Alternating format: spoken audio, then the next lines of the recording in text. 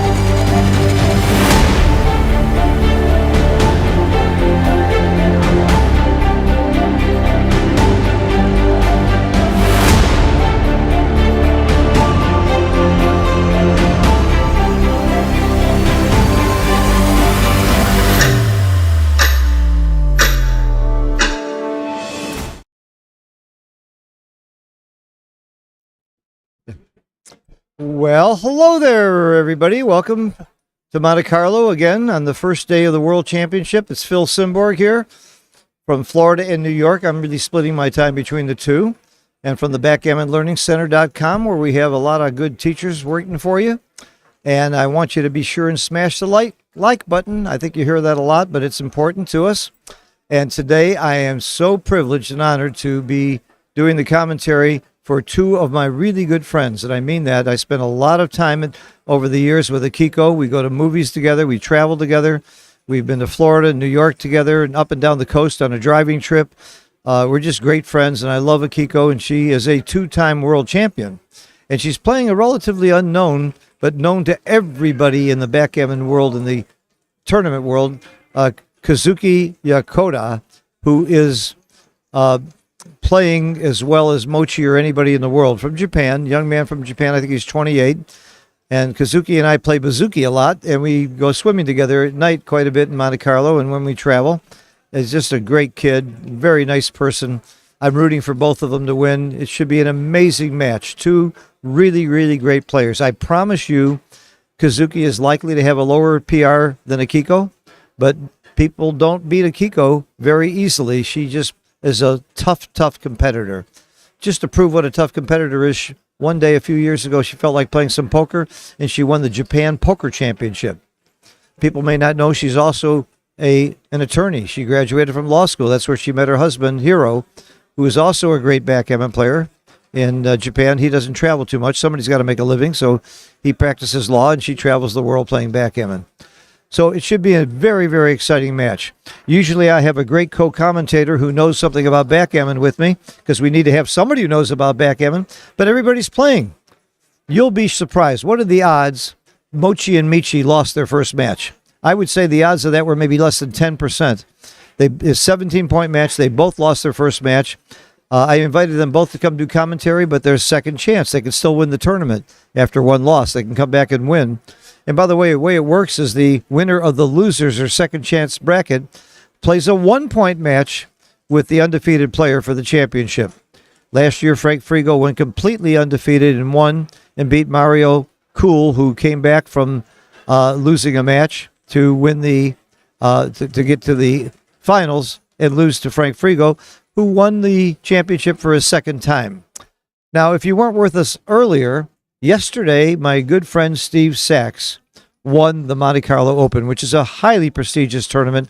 Had over 190 players plus rebuys, and he beat Joe Urso, a very fine player from New York, in an exciting finals. And very, very happy for Steve. America's got quite a showing here. We got 40 people here, more than any other country.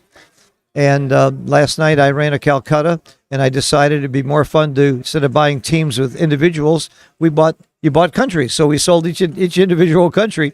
And of course, the United States went for the most, not only because they have 40 players, but we got a few world champions and great players on that team. Wilcox Snelling is not on that team. He represented Costa Rica and went into a pool of smaller group players. But I may be joined later on by a commentator. Maybe somebody's bound to lose quickly or win quickly and come back and see us. And so I may have some help later. In the meantime, we will have an XG feed, which is going to be help, and I'm going to leave it to XG and the two players to tell us what's right. because you're going to see two players that are not likely to make too many mistakes. I said that last match I did the commentary on Stream 2, and we saw two great players make enormous, huge blunders on the cube. So it can happen to everybody. It makes me feel better. This game will humble anybody. I am watching the comments, and if there are any questions, yes, it does have an XG feed, and the links are posted. And Patrick Abelli, thank you for thanking me. And it says, Jock, did you lose a lot of weight? Yes, I lost 35 pounds in about the last, I'd say 6-7 years. And you know what happens when you get to be single and you're out there in the market? You want to look good. So I lost a bunch of weight. The truth is, I moved to Florida, played tennis every day and work out. And the main reason I lost weight is I got on the tennis court and I was exhausted after every game. And I wanted to be a better player, and now I am. I'm a much better tennis player. I've taken lessons and practice, but losing 35 pounds helps a lot. And by the way, I'm going to lose 10 more. Okay, we should be starting very shortly. I just talked to Akiko. She didn't seem scared to me. Akiko is not scared of anybody. Last night, late after the tournament, she and I played our favorite game, Pineapple Bluff Gammon. We play with 3 dice. You roll 3 dice. You peek at them where the other person can't see it, and then you can do a bluff double if you want. And we play with 2 cubes. And after you look at the 3 dice, you get to choose which 2 you ought to use. And if you roll triples, 3 sixes, you get to move 6 times. So it's a very fascinating, fun game with the cube with a lot of bluffing. Phil, how was your pickleball? I play pickleball twice a week, but I'll tell you, I just got back from Gibraltar where I played padel, and it's a far better game than pickleball, but they don't have it too much in Florida. So when I get back to Florida, I'll be playing tennis 7 days a week and pickleball 2 or 3 days a week after that. I enjoy pickleball. It's fun. To me, it's more like ping pong, and it's not it's not as skillful, I don't think, anywhere near as skillful as either padel or tennis. But it's a fun game. I like it. I heard I read a good thing in the New York Times. It said that every time they build a new pickleball court, an orthopedic surgeon gets a new boat. And I think that's true. So many people getting hurt because elderly people and people who are not athletic get out on that court because it's so easy to play, and backing up, they fall down. And it's a hard court, and so be careful out there. It's a fun game, but it's a hard court. At least when I play tennis, I'm playing on clay. And by the way, I do fall down now and then. But I don't know if many of you know this. I'll brag a little bit while we have time. I was a racquetball champion. I was a national senior champion, which is over 45. And I was a top racquetball player. And that's why I can take up pickleball and paddleball so well. And tennis, too. It helps my tennis game as well. I did play tennis in high school, but I love these games. Okay. What's your proudest moment in backgammon? Oh, my proudest moment in backgammon. Istanbul, 2 years ago. I'm sitting at the table with Dirk Schiemann, Zdeněk Ziska, and Michi. And a fellow comes up and says, "Can I take a picture?" And he hands his phone to his wife. He sits down next to me, and he asks those other guys to get out of the picture. He had Zdeněk and Michi and Dirk Schiemann get out of the picture so he could take a shot with me. That was my proudest moment. Of course, we all had a good laugh at that. But it seems to be because I've got a loud mouth and I'm streamed a lot, they know me. And of course, in Turkey, I'm well known because I have a lot of students there, and I go there often to play on my way to Cyprus, which I'll be going to this year. So I would say that's my proudest moment, having them move out of the picture. Okay. Looks like we're getting ready. We can see the board. There's Kazuki. Very, very nice gentleman. His English is nowhere near as good as Mochi or Michi, so he doesn't talk a lot. He's got a room with David Wells, and they room together wherever they go, and they play a lot together.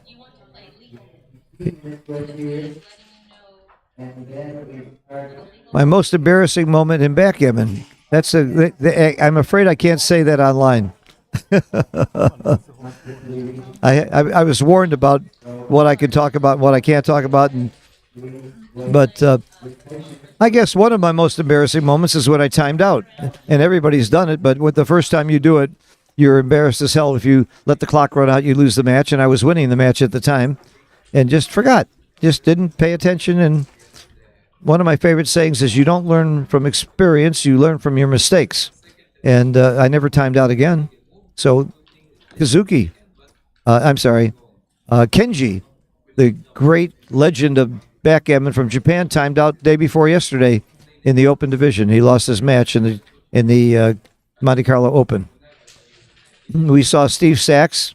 I think I mentioned this. Beat Joe Urso in a great match. If you didn't see it, you can still go back and look on YouTube. Just look at Monte Carlo second day or Monte Carlo Open. They're all labeled on the Backgammon Galaxy, and you can look at older matches.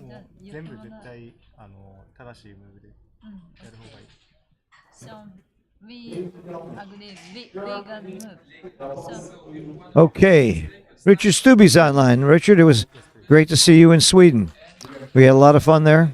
From Sweden, I went to Sardinia and then Nice. I fell in love with Nice, and now here I am in Monte Carlo. Very shortly, I'm going home for a day to do laundry, and then I'm going to the Wisconsin tournament, which I love because I won it a couple years ago. And then we're going to Minnesota, and then I'm going to New York and Cyprus. So I'll be on the road quite a bit and loving it. I'm living the life I've always dreamed of. Richard Stubbe loved Nice last year. It's not one of my favorite cities. And I've been there a couple times just in and out for dinner, but spending a week there, of course, part of the fun was I was there with Joe Russell and Steve Sachs and David Wells, and it was just really, really, Chris Trencher joined us. We just had a ball. Okay. Dice on checkers are no good, and they're not playing legal moves. The transcriber's getting ready, and they may have to stop once or twice. Ziv from Israel is our transcriber. He does a great job, and we should have transcribers transcribing with this match, so you should see XG. Okay. And again, I'll bet you that Kazuki will have a lower PR. Most of the time, he has a lower PR than Mochi even. He's just an incredible player, technically, but there's nobody that's a better fighter in anything than Akiko. And in a money game, she is ruthless. I love to play her for number one because we're good friends, and we play at low stakes. Nothing that's going to hurt either one of us too much. We've done movies and plays and Cirque du Soleil together. Just a delightful person. Two-time world champion, and while she was doing it, she was battling cancer, and we had a very, very serious cancer, and never stopped playing. And she said that she wrote a book, how backgammon helped her survive, how it saved her life. Greetings from Argentina. Go Fernando. Yes, Fernando Newmark is here. Fernando and I go back a long way. He's the king of Argentinian backgammon. He's run lots of tournaments down there. Somebody said Kazuki played around 1 PR the whole year. That's about right. He's amazing. He's just unbelievable. He knocked me out of the Open tournament. He did outplay me, but not by that much. I played pretty well, but his luck factor was 7, so I had no chance. But after I won my first match against a very, very fine German player, then he knocked me out in the second round. And that allowed me to do commentary. So there's a good side and bad side. I'm going to call the dice often because sometimes you can't see it from the glare. Right now it looks really, really good. Tara and Bill Riles have developed some non-glare dice that are pretty good, but sometimes the light just hits it wrong, and I'll try and call the dice when I see it. And again, a shout out to the tournament organizer, Backgammon Galaxy, and Mark Olson for bringing in Arda and Bill Riles and Tara and me and a wonderful staff, an amazing staff. It's beautifully run. I think we have more. We have 263 players starting, and I think a few more showed up. So this game is growing, and Monte Carlo is growing significantly. What are they waiting for, Tara? For you, Aziv. They're waiting for the transcriber. They want to change the dice. They want to change the dice. I wonder why. It's important to have dice that show up well on the stream. I'm sure the two of them have played many, many times. They both live in Tokyo, which was my either one or two favorite city to visit, New York being on the list as well. Of course, I love Chicago, where I'm from. But now Nice has got to be somewhere on that list. And, of course, Monte Carlo is always fantastic. I had dinner at a fantastic, two of my students took me to dinner at Le Monde. It's overlooking the yachts and overlooking probably some of the most beautiful women in the world and some of the most beautiful cars and yachts in the world. And the food was unbelievable. So I'm eating gourmet food, having a ball, and I'm getting paid to do what I enjoy doing, talking. That's the problem. I used to do this for free all the time. And now I'm a professional. I'm going to be doing it in Cyprus as well and other places. What fun. And I've never lost money doing commentary. Oh, that's not true. That's not true. Sometimes side bets with Joe Russell have cost me money. Okay, so you need more content. Yeah, I can see why they might not. By the way, my favorite when you're streaming is to have a light background with black dice. But with this black background, I'd like to see white dice with black pips on them. The board itself is beautiful. It's the X22 board that you can buy on the Backgammon Galaxy website for $1,200. It's in honor of Paul McGrill. That's why they call it the X22. They're looking at the blue dice. I think they'll show up fine. Not 9/16 or bigger. That's what I think is best, but the dots are small on those dice. The dots are kind of small, but I can see them. I can see them just fine.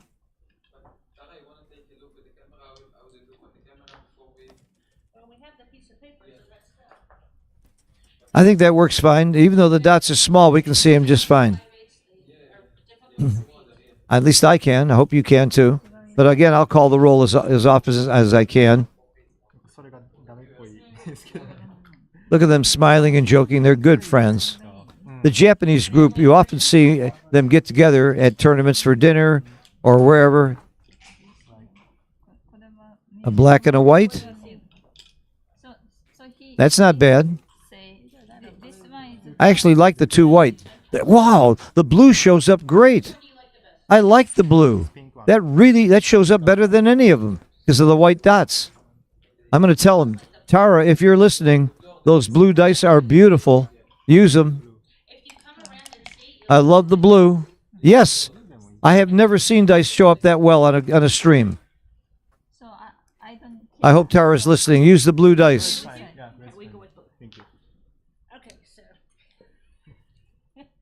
Looks like they heard me. Tara usually listens in. Yeah, if you see on the screen. Boy, that's great. We got a new idea here. Nobody ever thought of the blue dice with the white dots. I love the white dots, though. That's as clear as I've ever seen the dice. It's not a problem. I am more than happy to accommodate you in any way I can. Okay, thank you so much and good luck to you both. Thank you. じゃあ始めますか。お願いします。 All right, they're going to use the blue dice. We've taken care of the most important part of the game, being able to see what rolls there are. Here we go. Here we go. Exciting match.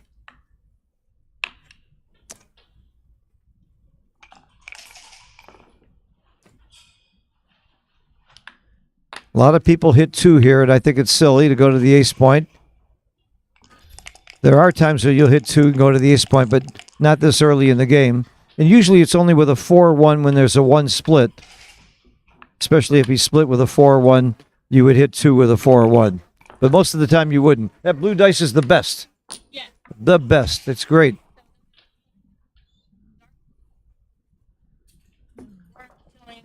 Right. This is... I was hoping you heard me. I was saying it right away. And so does everybody in the comments. This is the best dice we've had the entire tournament. Okay. I love it. I love it. Good work, Tara.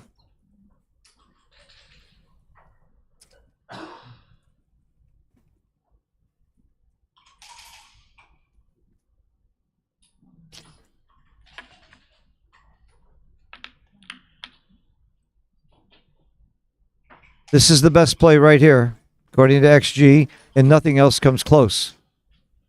And that's because you don't want to play a 1-4 back game or commit to a back game early. You want to move up perfect, right play.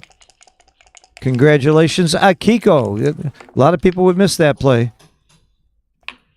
This play is pretty simple, automatic. Oh, no. 24-18? 24-15. I'm sorry. Yes, make the outside point and leave a 6. I would not have found that play. I would not have found that play. This is the play I would have made. And it's second best by a little bit. Wow. A .028 error, which is huge for Kazuki. Wow.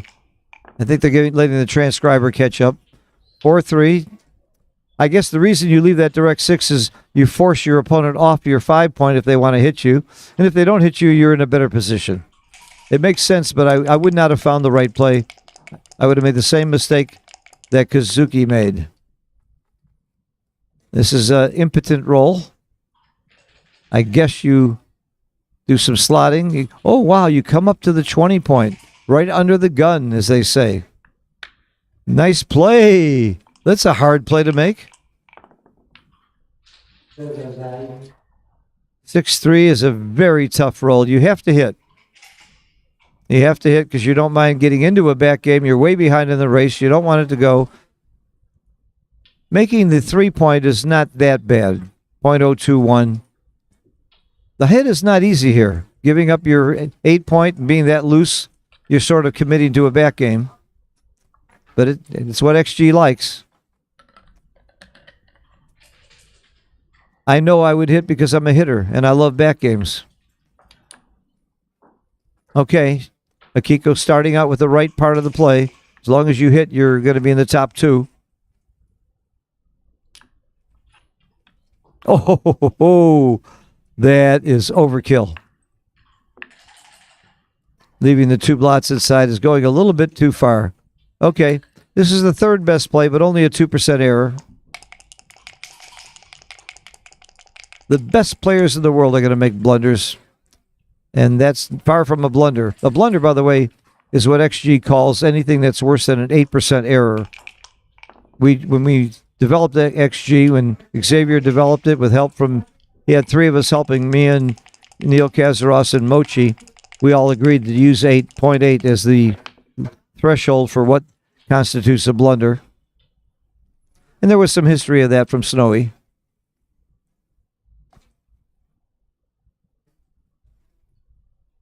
(13-11, 8-3). This is fairly simple. You want to make the 3 point. You don't have other good 5s. You could play 13-6 because you're winning the race.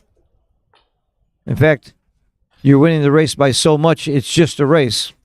And by the way, I do not call this a back game. 5-4 is a double holding game. A back game really needs to have the 1 or 2 or at least the 3 point. But even a 3-4 or 3-5 game, I call a double holding game. So you really need to have the 1 or the 2 point to be part of your game to be technically called a back game. And it's not just semantics, because how you define it determines a lot about what your strategy and cube action is going to be. Ah, nice roll. Nice roll.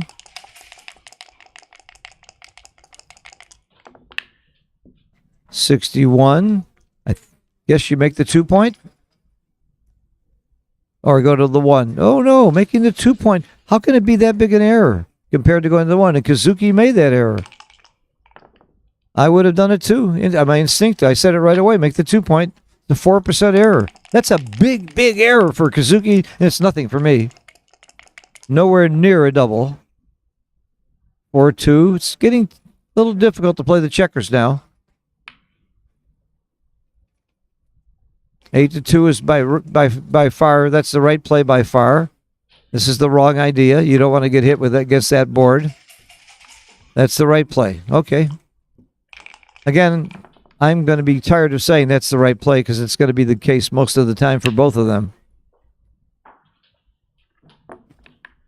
And the right play is to run off the 21 point here. Why? Because you're running out of timing. You need the midpoint. You don't want to play an untimed double holding game. So the right play is to run. And she found it. She found it. Good play. Pick up. Hit the clock. Hit the clock. The right play. I'm channeling Akiko. Make that other play. 2 down is second best, but not too bad. Not too bad. Second best. But she has not hit the clock, so she can take it back. We don't play touch move in backgammon. That's the play, Akiko. Do it, do it, do it. She did. Nice play, Akiko.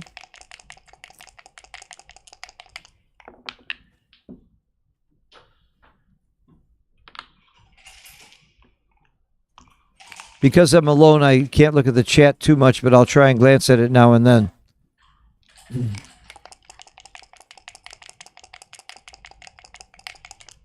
This still can't be a cube. 5-1 is very, very awkward because it leaves a shot. There is, well, you could play 2-1 and not leave the shot. And by the way, that's the right play. You don't want to leave a shot against that board. He made the right play. You recognize that it's not a fun time to get hit. Great roll for Akiko. Makes her board. She's ready. And Kazuki is stripped on all the outside points, meaning sixes are going to be tricky. 4-3 is easy to play. Very easy to play. 5-1. She's got to leave the 13. Well, no. She played 21-15. I was thinking she had to leave the 13, but she can come out. And coming out is right.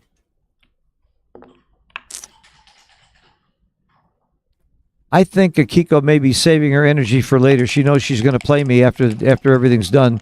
We play every night till late, and then we a lot of us go take a dip in the Mediterranean. That's a lot of the fun of being in Monte Carlo is side action and the restaurants and the water and the views and the tournament itself, of course.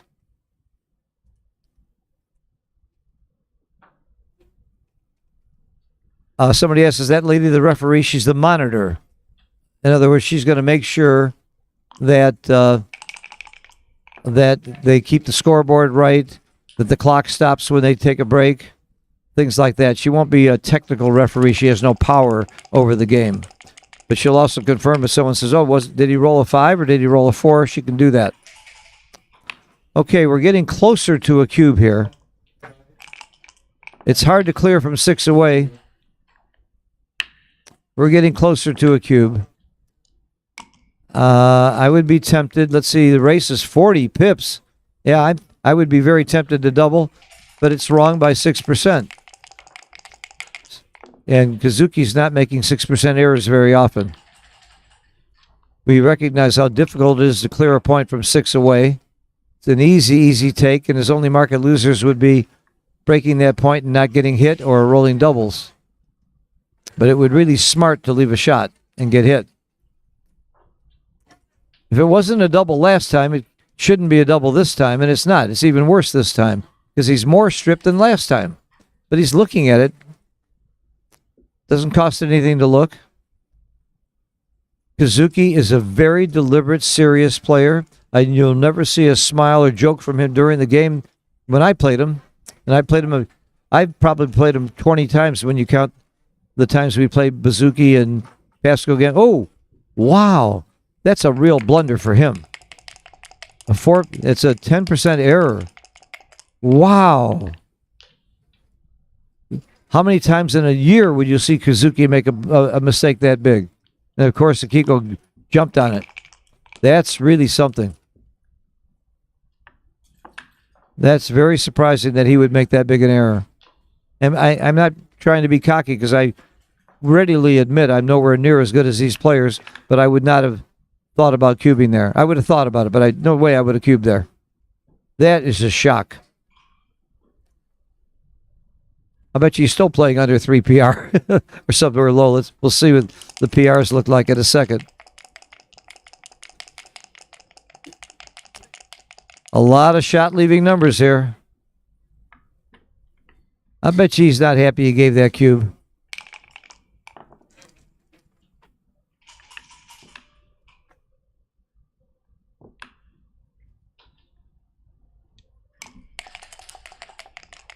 Yeah, somebody pointed out, Richard Stubbe pointed out, it's a very standard position, no double.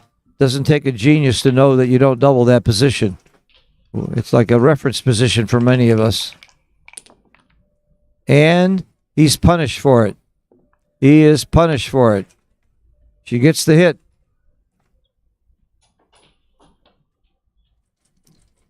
The 3, it doesn't matter much whether she comes out or around.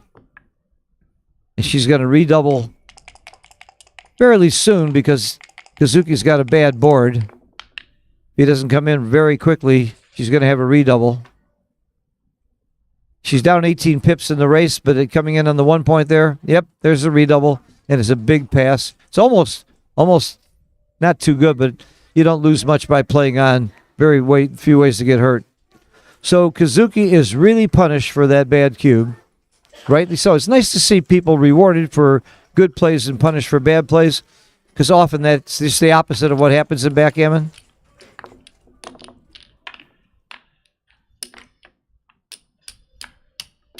I can't wait to see the PRs. We'll probably see the worst PR in the history of Kazuki play for a long time. But it's not showing. Okay.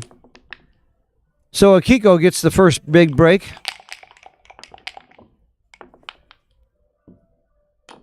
And just like Mochi and Michi losing their first match, it was surprising for me to see Kazuki making such an error. Yep, he's playing it. Oh my God, look at that. He's still playing at 2.6. That's how good the rest of his plays are. With that blunder and that bad cube, he's still outplaying Akiko. Still playing under 3. That's just so. I make that blunder like that, my PR goes to 12.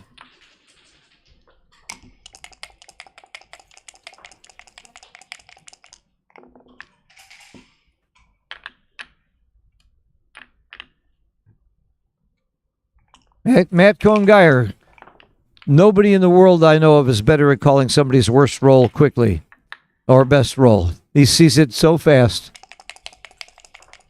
And Matt, I'm going to be going to Minnesota. Remember that? When you and I drove to Minnesota, your first big tournament, and you won the Masters and you won the Open. And nobody knew who you were. Boy, could I have made money on side bets.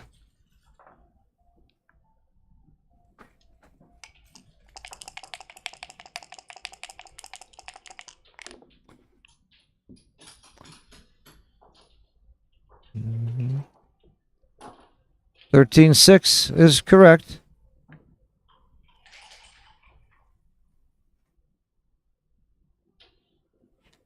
A lot of people would have trouble finding 13-6 here. But when you have the 18 and 13 points, the 13 point has much less value. This is okay, but it's fairly ugly. No, it's not okay. It's very ugly. Very, very ugly play. This is not something. I promise you he won't do this. Oh, he did it. Oh, my goodness. Wow. Terrible play. If I say so myself. Damn it, Matt. Why aren't you here next to me doing commentary? First time I did commentary in Monte Carlo was with you and Falafel. The three of us had a ball. I was doing the XG live whatever you call that. 6-1.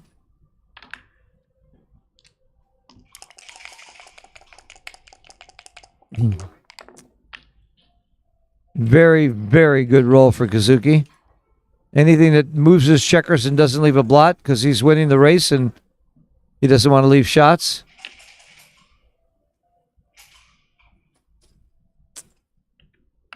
And now move off the 18. That's correct. Okay. You're winning the race. You just want to get your checkers home. You're not trying to block your opponent. This is a terrible roll. And you're supposed to leave a shot because Kazuki's got 2 blots in his inner board. So come off the 13. Slot the 3. You don't want to dump checkers down to your 2 point, do you?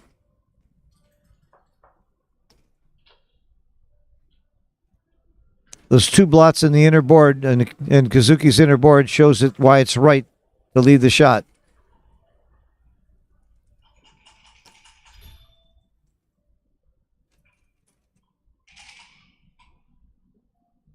Somebody asked if Matt is playing in Madison this year. I think he's afraid to go because I'm playing in Madison and I'm meeting David Wells there, and I think Matt's afraid.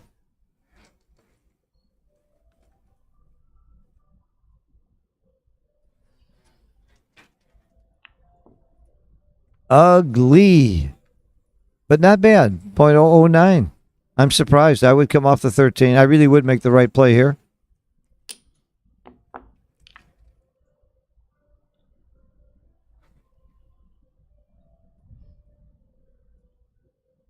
Yes. Thank you. That's it, Akiko. Hit the clock. Matt is also very good friends with Akiko and has played with her quite a bit over the years.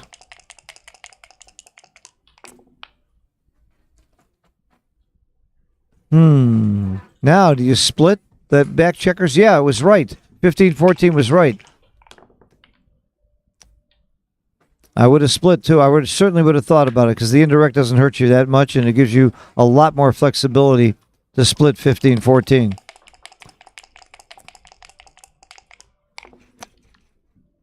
(3-1) horrible.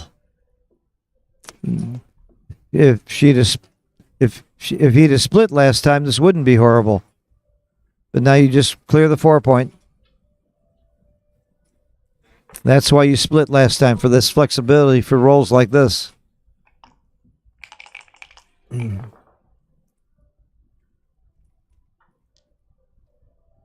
Make the 3 and slot the ace. I guess you're not supposed to slot the ace, but it's close. It's not bad to slot the ace at all. It's 0.013 is nothing. Finally, a roll where he can clear a point. And how do you not clear the 10-point? Nothing else even remotely interests me than clearing the 10-point. Okay.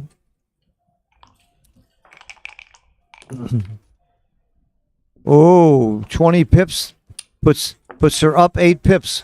When she counts the race, she's going to make this play. No. Count the race and keep going. Oh, she can't keep going. I'm sorry. They're blocked. Okay, but she's right to run, though. She's up 8 pips. 12 pips. No, she's up 8 pips after the roll. What? Am I reading the pip count wrong? No, it says it now. Finally get corrected to 8. Which is not enough to double now, especially when there's contact like this. This is not an easy one to bring home. 5 away. Do you volunteer? I think you do. I think you do, and you do. I'm right. Anything else would be a blunder. Give her the 1 shot now because it dupes 1s. It's only going to get worse later when Kazuki improves his board. This is a clear volunteer play. Thank you, Akiko. I expected nothing but the best from you.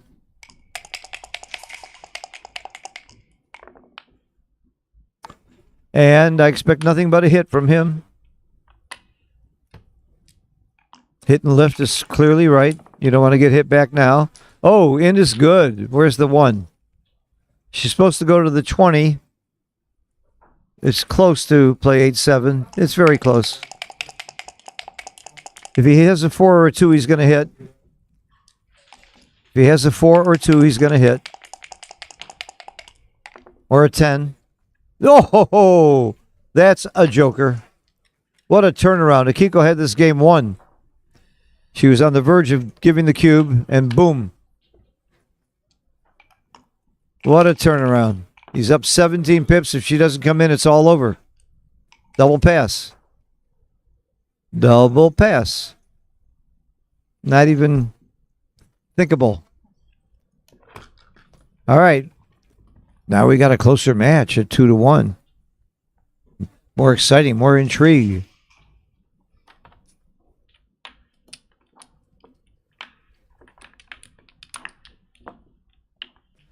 So somebody posted, you don't want to hear any personal stories. You just want to know about the plays. Well, I understand. People like both. I can't please everybody. I pretty much stick to the plays, but when I have time, I'm happy to give some background on the people and things going on in backgammon. But I have a great recommendation for you, Miss Joy. Turn the sound off. They didn't change the scoreboard. That's correct. Now they caught it. Good. Not everybody's going to like me or anybody. It's can't please everybody, and I'm sorry if you don't like the stories, but that's part of the reason they hired me. They certainly didn't hire me for my backgammon skill.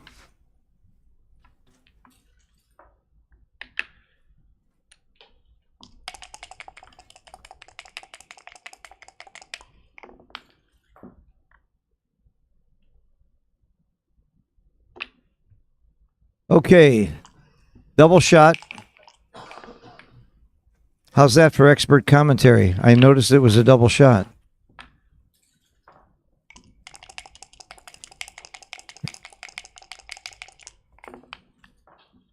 Oh, and a dance. That's costly. It's always costly to dance in these kind of positions, but it's still far from a double. Far from a double. You got a lot of work to do. The race is exactly even. A race is always important, even in these positions.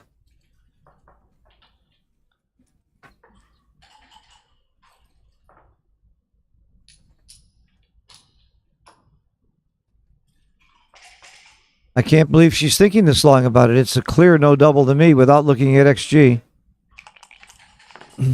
Doesn't hurt to think. 6-1 is a great roll. Maybe she should have doubled.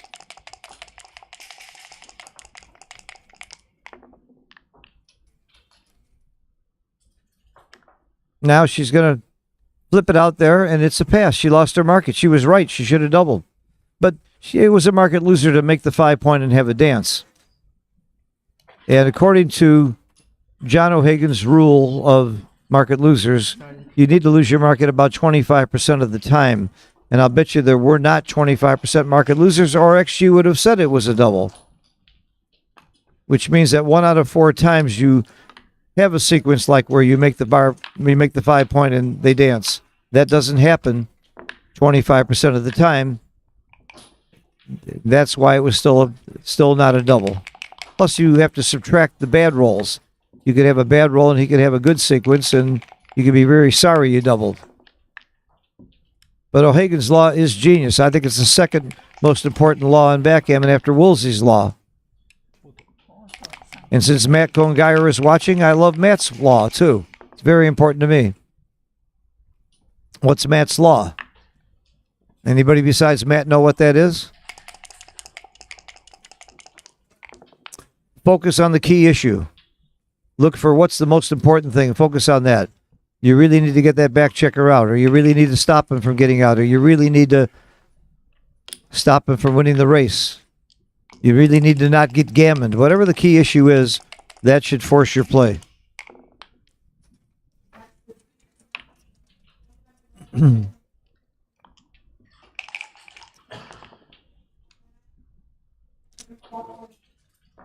So if you read Mochi's new book that he wrote with Mark Olson, you'll understand that Akiko's playing a priming game, and right now it's more of a racing or hitting game for Kazuki.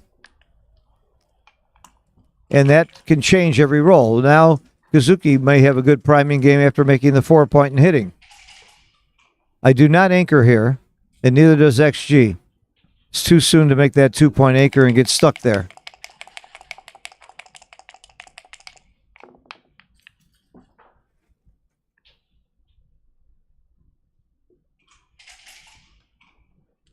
The right play, clearly nothing fancy. Just bring the checker down and get a builder. Double 5 is going to make 2 points. And a dance here, you could maybe see cube action with a dance. And there is a dance. Let's find out.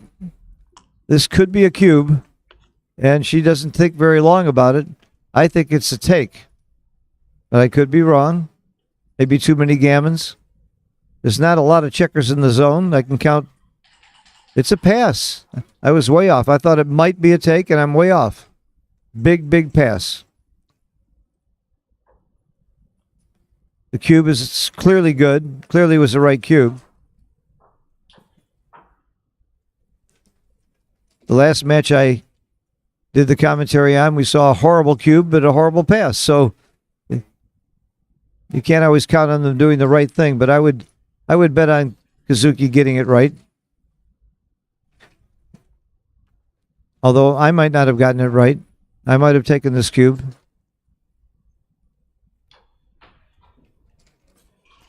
43% gammons. That's what makes this such a huge pass. And I really didn't see that many gammon. He passed. Very good. Very good. He's too good a player to make that kind of a blunder. It could happen, but not likely. Okay, Kiko takes a 4-1 lead.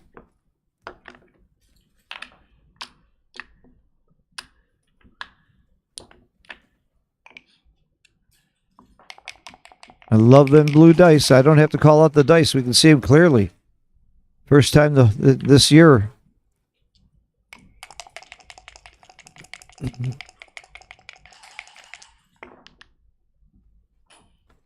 That's a great roll. You always make the 4-point, then you decide whether you make the 11 or come up when you roll double twos.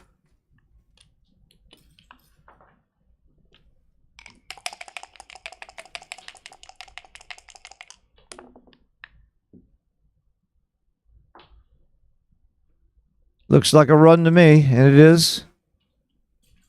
Nothing else very productive you can do. The 3 hits. Do you hit or make the 5? Usually it's right to hit. Steve Sachs's formula, 1, 2, 3. Can I hit? Can I make a point? Can I escape a back checker in the early game? And it's almost always right to have that as your priority. And a dance. Wow, they're both playing great.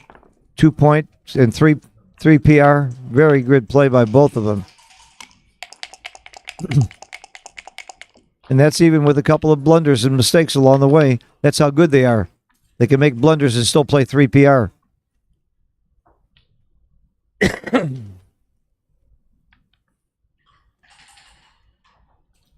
Coming up is scary there, but it's the best play. And, oh, that's a biggie. That's a huge roll for Akiko. And the right play is to come down, but it's really close. It doesn't matter if she comes down or up. No, not there. Come up to the 20 or come down. You don't, no. You don't need to play that defensively there with the checker on the bar. Slight error. And she's not too slow to give that cube, is she? And it's a big pass. She's not going to play poker. She is a poker player. She's a Japan poker champion. But if you're playing poker and you know it's a pass, you go slow sometimes, but you're not going to fool a player like Kazuki in a big pass situation like this. Okay, 5-1. Change the scoreboard, and they do.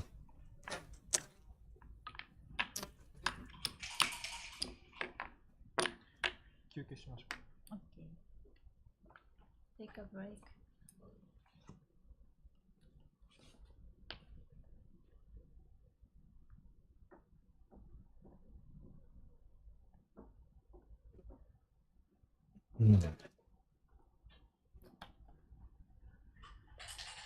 They're going to take a break, and I will too. I need a cup of coffee or a glass of water. I'll be right back.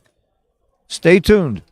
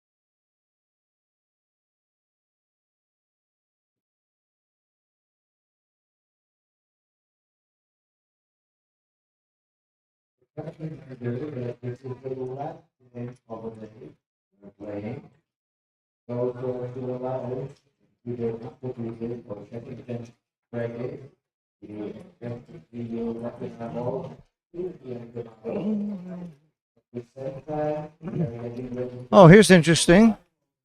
On stream 2, Fernando Branconi and Peter Hallberg, two great players. 7-0 Peter's winning. Fernando Branconi from Italy. He looks like he's 12 years old to me, and he never ages, and he plays incredible backgammon, and he's losing 7-0. Wow.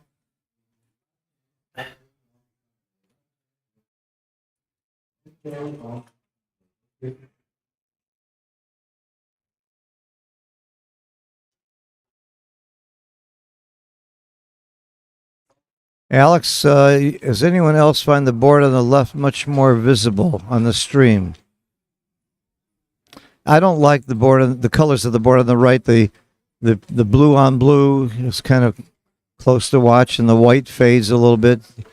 Clearly, the X22 board with the green and yellow is more striking and easy to see. I agree with that.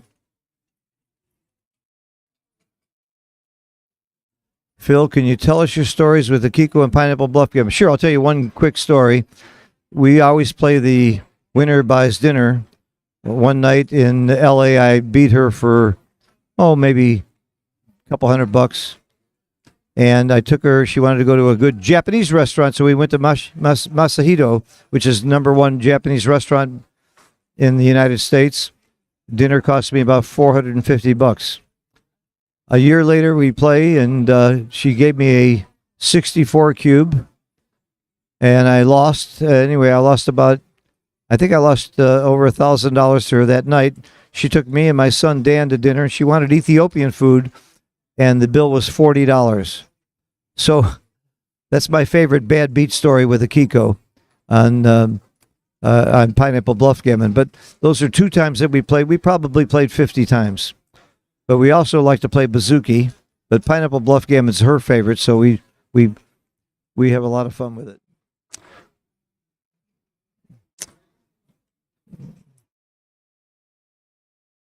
Oh, this is an interesting 4-cube we're looking at with Mark Magali and Ryan Rebello. Mark from New York, a good buddy of mine from New York. Ryan lost in the finals of the UBC qualifier for the right to play Mochi in the finals. He lost to ZZ, the Zadnik Ziska, and I think they both played right at about 2.5 PR. So Mochi's going to have his hand full with ZZ, but look at Ryan, young Ryan Rebello from Montreal. He's still in school, and it's part-time. He's a piano mover, and an amazing player. 2.5 PR in live matches. That's really something. How do you play Pineapple Bluff Gammon? Well, it's a little bit of a long story, but you roll 3 dice, and you cover it up with a cup, and you lift the cup so you can see what the dice are. And if you like it, you can double after knowing what the dice are. And if you don't double or you do double after that, you lift the cup and you pick the 2 dice that you like the best. So there's some skill in that. If you pick doubles, like double 4, it only plays 1 time. You don't play doubles double. But if you roll 3 4s, you play them 6 times. So it can be huge, huge swings on the dice. And we also play with 2 cubes. So if you give 1 cube and they pass it, you're still playing with the 2nd cube. And sometimes you might have a cube in the middle and a cube on your side, and you have a choice of whether to redouble or double. And by the way, there are beavers. So it's a game of poker and bluffing and really difficult selection on which dice you pick, and huge swings with triples. And then, of course, you still have to have the skill of knowing what moves to make. It's still a backgammon game with skill in the backgammon game. So it's quite a fun game. I invented it. It's a great variation. I also invented a game called Pasco Gammon. I named it in honor of my good friend, Jim Pasco, who I think is one of the best variation players in the world, and certainly one of the better players anyway. But that game, you start out in a huge, huge back game, and the other player is in a normal game, and you take turns every time. It's really wild and fun. Now, if you want to play a great game, play domino backgammon. You play with dominoes. You take out the blanks, and instead of rolling the dice, you draw from the package of dominoes, and you play whatever domino you pick. And after you play, you put the discarded dominoes aside, and you can leave them face up if you want or face down. But you get to the point where you might realize that there's only 1 5 left, so you might leave a 5 shot. Or there's 3 6s left, so you might not double because of the race. So you actually play the odds on the domino as well as the game of backgammon. It's really, really fun. And after you've used up all the dominoes, then you shuffle them and start again. So that's another variation that I love. And I'll give you another variation while we have time here. This is one of Jim Pasco's favorites again. One player gets to roll twice in a row. The other player gets to call their roll. And Jim will tell you, nobody knows which side is favored, which side is in better shape. Try it sometime. You roll twice in a row, and the other guy gets to call their roll. Really, really a fun game. A lot of fun variations, and I'm convinced that these variations will help you play regular backgammon, and you start realizing what the jokers are. I also invented a game called Cancel Gammon, where you can replay one of your rolls once a game or once a match, depending on what you're playing. Or you can make your opponent roll over one time. You can do one or the other. That's called double Cancel Gammon. All right, we're watching Mark McGalley and Ryan Robello in a very close match. Ryan would have to be a big favorite here, being one of the top players in the world, and Mark is a very good money player from New York, and he's actually won, I think he's won a couple tournaments. He's here with his son. Really nice kid. I met them earlier.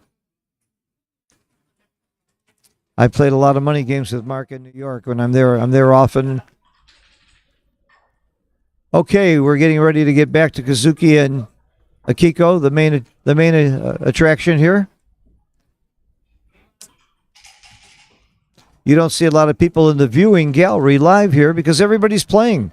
Even if they lost their first match, I wanted to have Mochi or Michi do commentary with me, but they lost their first matches, but they're in second chance, so they can still stay alive.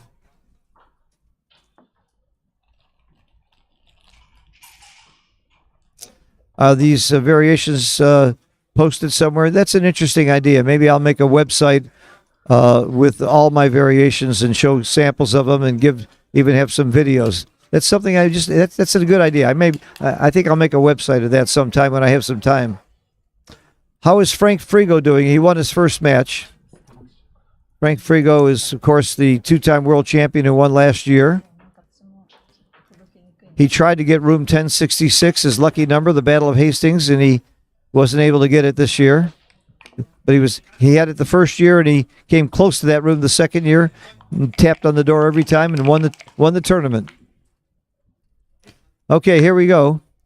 At 5-1, even this early in the match, I would be very, very tempted to play Gammon Go and Gammon Save. Kenji, you want to join me? I would love to have my good friend from Japan, Kenji.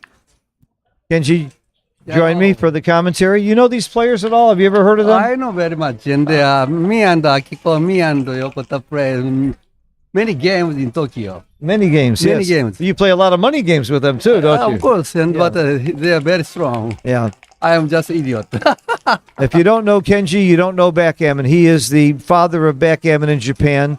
I think he's the reason that you see these two players and many other great players from Japan playing the game. He's really promoted the game for many, many years. And every time I come to Japan, we go to Never Never Land. Yes, my bar. His bar. It's so much fun. And we have dinner at Seito, my favorite Japanese restaurant, maybe the best Japanese restaurant in the world. Oh, yes, of course. Could and be. there's many good sushi bar in Tokyo, and backgammon player come to Tokyo. Very, very my own hospitality. Yes. I want to bring everybody to a very good restaurant. Yes, Kenji treats, and I don't think I've ever been out to dinner with Kenji where he didn't pick up the bill. You're just a generous, loving, wonderful guy. arigatou gozaimasu. Thank you very much. Yeah, but your backgammon skills, people underestimate you because you're so damn old. They think you can't. You still don't have it. How old are you, Kenji? 60 years old. 60? 62. 62. Oh, that's very old. But I can't believe you can You are good now. I can't believe you can still move the checkers. Wait, Okay. Yeah. Thank you. 62, and he's the father of backgammon in Japan. Yeah. In Japan, that's old for a backgammon player. You're one of the older players, aren't you? Huh? You're one of the older players in Japan. I started backgammon there from my 20 years old, and 42 years I played backgammon. But I used to be a Japanese backgammon player, very, very weak. When I come to Monte Carlo, first in 1995, but I cannot win anything. And I bring my friend next year, 1994, and they also cannot win, and always we are free because of a first round we lost. Then go to a cafe to Paris, and around there, we are, why? We are here. Just losing. Yeah, well, now you're winning. Japanese are one of the strongest teams in the world. They didn't do that well at the team championships this year in Sweden, which shocked me. I thought they were the number one team. Okay, what's going on here in this match? We have a interesting position, and we've got 3-1 to play for Kazuki. They're both playing very, very well. This is what we would expect. Oh, you might make the 3-point here. I'm tempted, but it's not quite right. What would you do, Kenji? Yes, nice making. Not making, and I would. Nice making. It's uncover. You do make, okay. That's my play. It's the second best play, but very, very close. I'm surprised it's the second best play. Oh, just make a 7. Yep, 13-7, 9-6 is slightly better. Not that much. Because of their red is cannot make a prime, then prime is very important. They say. This is the right play. But not a good shape. This is a good play. The other reason I don't like this play is the stack on the 6-point. I really would have made the 3-point, and I would have argued for it. When he puts it in plus, however, which is a higher level of analysis, it becomes worse to make the 3-point. It was slightly wrong. Now it's really wrong. Oh, safety is better. I can believe it. But anyway, the red is a very strong ball. Enough. Then no shot chance. Well, I would have made this play. I have to admit, I would have made this play. It's a 4.6 error. That's not horrible, but it's not great. He does have some shots, and that's not one of them. And that's make the hit look very good. It's going to be a double, I think. What do you think of the cube now, Kenji? Yes, definitely. Is it a take? It's a pass. Big pass. So the hit in a dance, of course, he only dances 25% of the time, but that gives you a pass. Matt Congar calls it overkill. What he means is she lost her market by too much. She could have played a little bit more safely and lost it more gradually, which is what we call more efficient.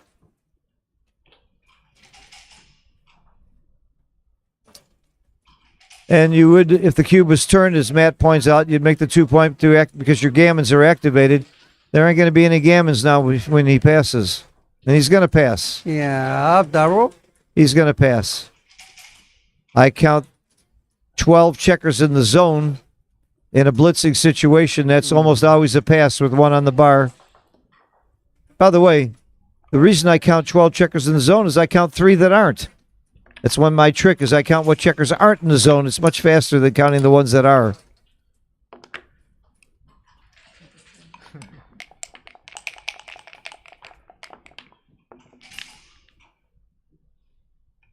All right. Kiko is increasing her lead. Every point hurts in a even in a 17-point match. Yeah, this ace is Akiko always play like this. No 6-5.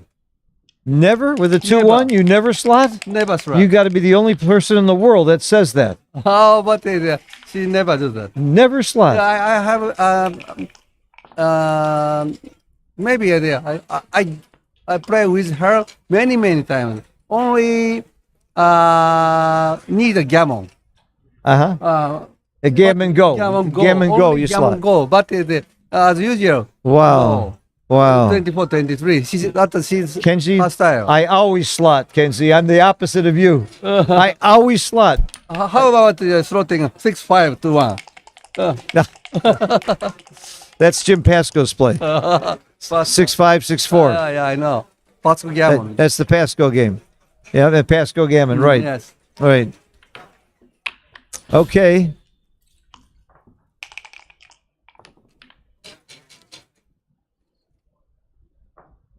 The next time they flash the PRs, I want to look at the luck factor. I'm not just saying that Kiko's been lucky. She's playing very well. But I bet you there's some luck involved in winning 6-1 when your PR is a little worse than your opponent. And the luck factor is calculated simply on how well you roll, how much better you roll than the average roll.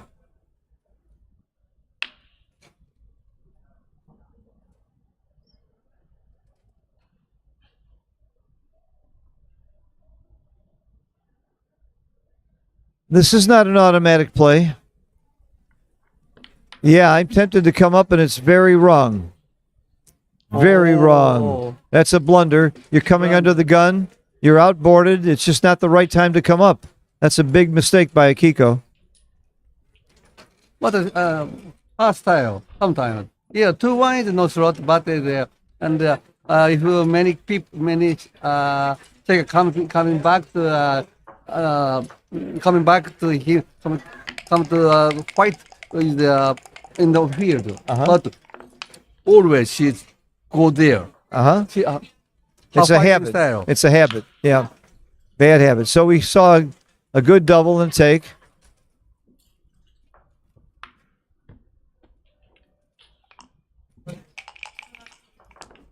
And I was right. Akiko's luck factor is +3, which is pretty good. 4-3. Very good.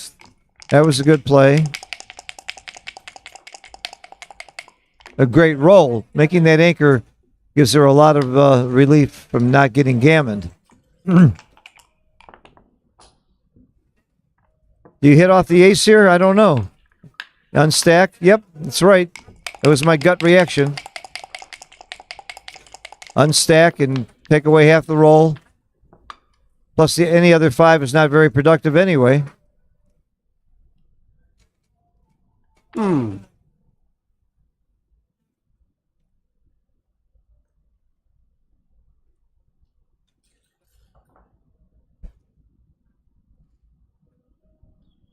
Yeah, play strong is a good play.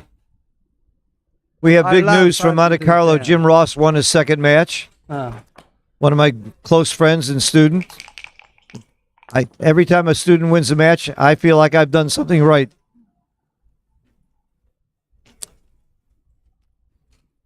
Boy, coming in and hitting here, I think is right. It's right. Because what have you got besides a back game? You don't mind getting hit back. Good play, Akiko. Good play. If the cube in play, though, it's a little scary. A lot of gammons if things go wrong here. 4-2. There's nothing special you can do here but make the 11 point. And it happens to be right. I guess you could lift from the 10. Yeah, they're close. They're close. To 11. The 11 or the 10, they're very close, Kenji. Very close. Very close. I like the 11 point myself, and so does XG. And she's looking at it. He's looking at it. I mean, it's minor. It's almost a matter of style rather than what's right. All right, Akiko, it's time to perform, and you got your chance now. And she does, big time. Hit and point. Come on. Wow, there's a second best play that's close. I can't even believe it's close. I can see why. I can see why. Yeah, making the 9 point and getting into a decent back game. Very close. My gut reaction was just a point immediately. Don't you love the words hit and point? Yeah. I love it, making second anchor and just hit. Okay. You did. Okay. Well, that's the play.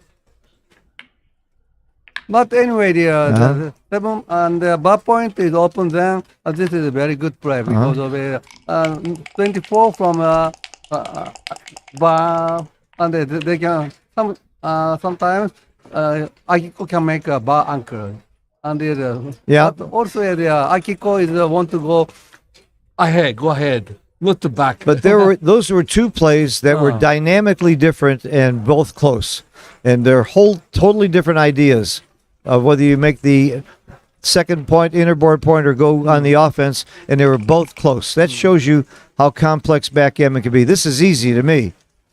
Yeah, I love second anchor and just slot 6 to 5. That's a very. It was easy to me to make the bar, and you like the second anchor? Wow.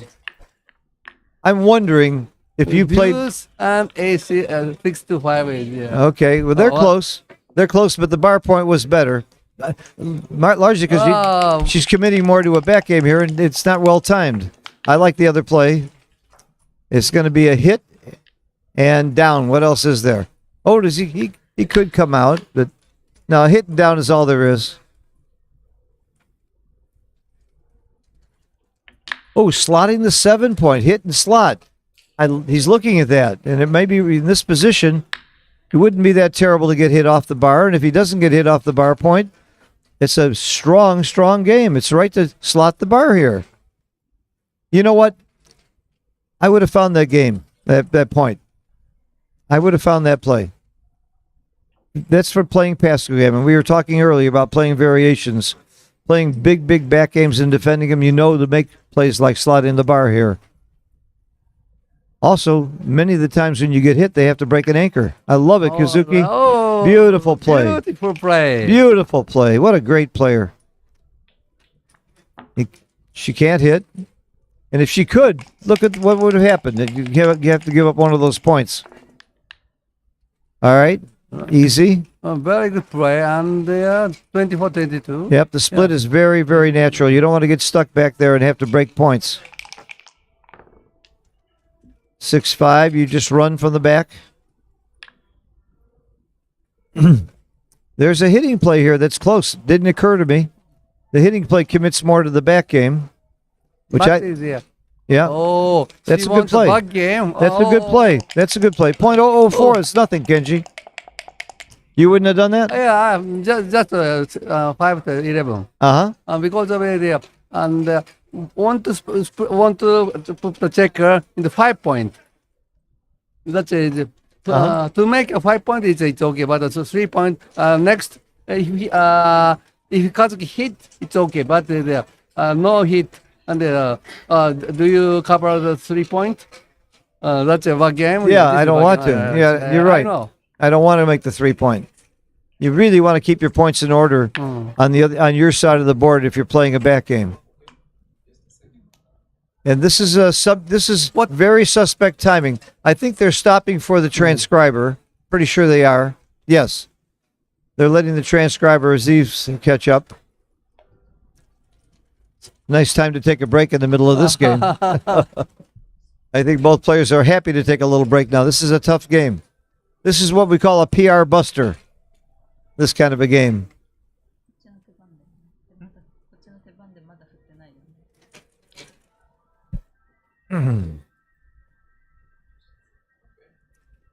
I love these games. I love them. That's why I play Backgammon a lot. Start every game in a back game. And by the way, the one who's in the back game has to shift. The one who's not in the back game ends up in the back game because you can't go forward.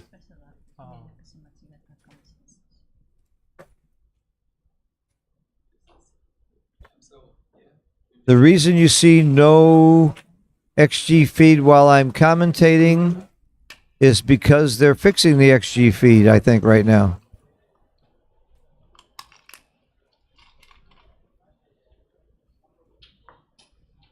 Look at those PRs. 1.97 for Kazuki, and he's losing 6-1.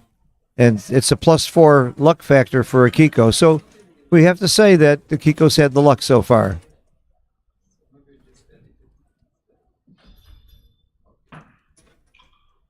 Oh, why do we need an XG feed while Phil Simorg's got me thinking, Alex, you have a great sense of humor. What's happened now? They're fixing the XG feed. Oh. There's a problem with Aziz coming up with the right XG plays. He lost something along the way. That's the only reason they ever stop in the middle of a game, unless somebody has a big emergency somewhere. And this happens, but it's worth having. A lot of people like the XG feed. I generally don't. I think it's more suspenseful and fun. But there's a lot of times when you don't have the XG feed, you really, really want to know what the right play is or if that cube was right or wrong. But usually I can count on somebody who's in the chat to tell us who's using XG. Okay, he's fixing the XG right now, going back with the previous plays, trying to catch up in this position. It's a hard job doing live transcription. I used to be great at it myself. Again, that's how I started doing commentary. I joined Matt Congeyer and Falafel because they needed a transcriber live, and I was doing it. But I also added to the commentary, and the rest is history. I've been doing commentary since.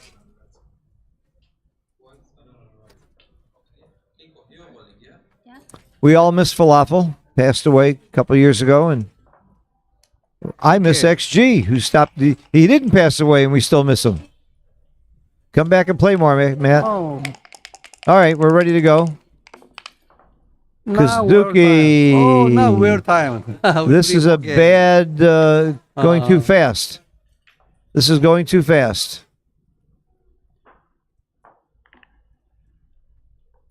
When your opponent's in a back game, you want to go slow, not fast.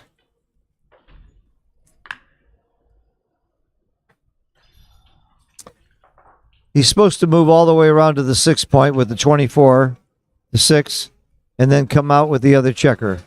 According to XG, and nothing else is really close. So he's supposed to leave the blot on the midpoint.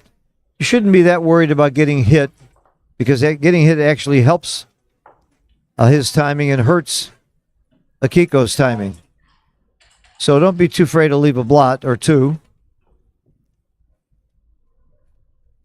I have a saying when you roll doubles, find a really good play, then look for a better one. Or find a great play and look for a better one.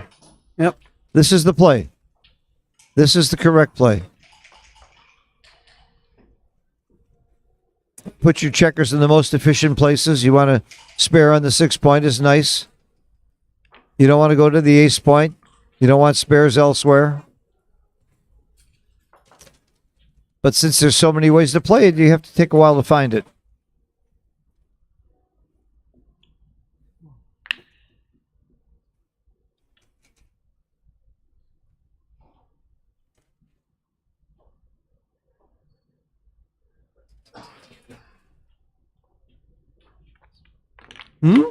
It was not the best 3-4 back game until this roll. This roll made it a better game because it helped the timing so much. This is not a good play. It's not the right idea. He had the right play. He had moved it temporarily. I think he'll find it. 1, 2, 3, 4, 5, 6. Oh, right. to ace is creative, but anyway, red. He wants white red of double 4 or double 3 something there. He wants him to crash. Yeah. They're losing timing. Right. Then priming is very just making the 4 prime, 5 prime is more better.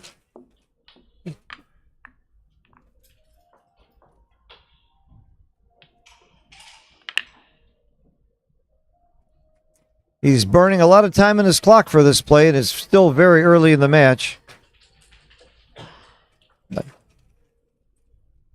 When I teach clock management, one of the things I teach is ask yourself how critical a play is before you take too much time. I don't know how critical this play is. That's critical if he does that. I think it's a big, obviously, could be a big error. Good time to talk about Dirk's Law. I talked about Matko Geyer's Law. Dirk's Law is, if you think ask yourself if one of my plays could be a blunder. Which one's most likely to be a blunder, and don't make it.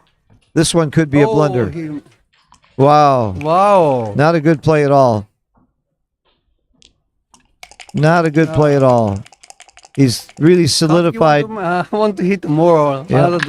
Checker and 6 checker back. He's solidified the timing for Akiko. Now Akiko doesn't have to worry about timing. I really didn't like that play. He needs to read Alex Ashinian's book on playing back games. A wonderful book that he wrote recently.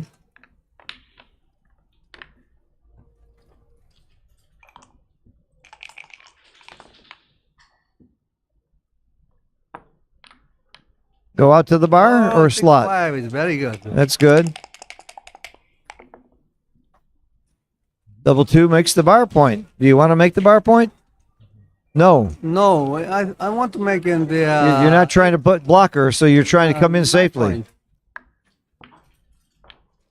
If I make. Yeah. This is the right play. Making points in front is not the idea because you have to break them. You have to break them. You're not trying to block her anymore, Kenji. You're trying to get in safely now. Blocking is the blocking play, and the priming play is in the past. It's in the wind.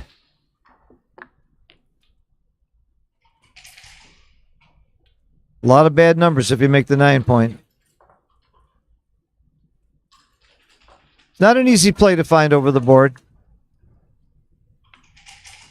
I promise you. Ooh.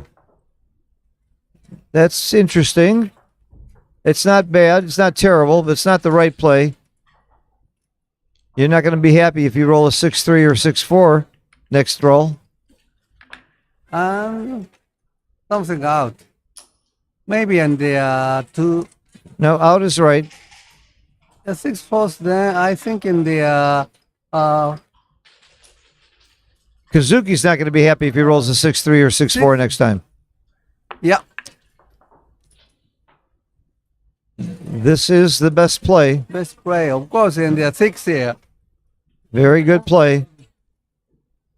Very bad. 6 is Very bad sixes. 6-3 and 6-4 are bad, but what? Also 6-5. Oh, 6-3. Yeah. And he's got no 2 to play other than outside on the outside. He really left himself in a very awkward position. I don't like the way Kenji played this game.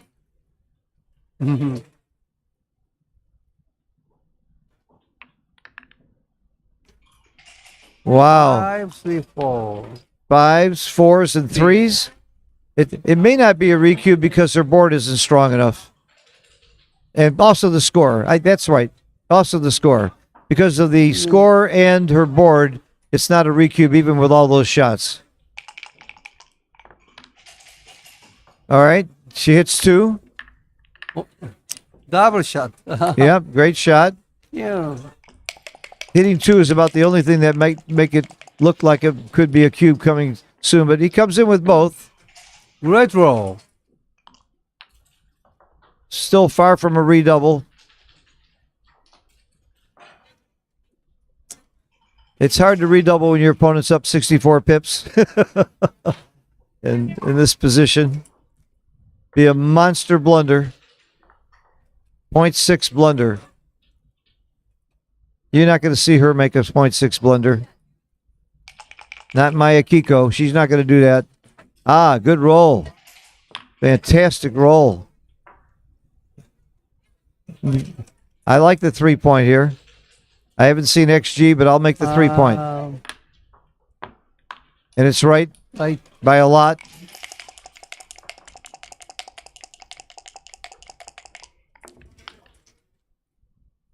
Here now it's the timing of cubing. How about? Getting closer. I think The score might stop it, Kenji. It may be a score thing. An even score, I'm doubling here. Oh, she is doubling, and it's wrong. Not horrible, but it's wrong. Easy take. Well, you know what? XG says it's an easy take, but it's a very, very Yes, small yes. redouble. It's not wrong. Now, the plus made her right. Okay, look at that difference of plus. It took it from a 0.05 error to a 0.2 right. That shows you about XG's brilliance in back games. You really need to roll it out or do plus to get the right answer. At this score, I might have missed this double. I'm sure I would have missed the double. Oh, he passed. Pass. He passed.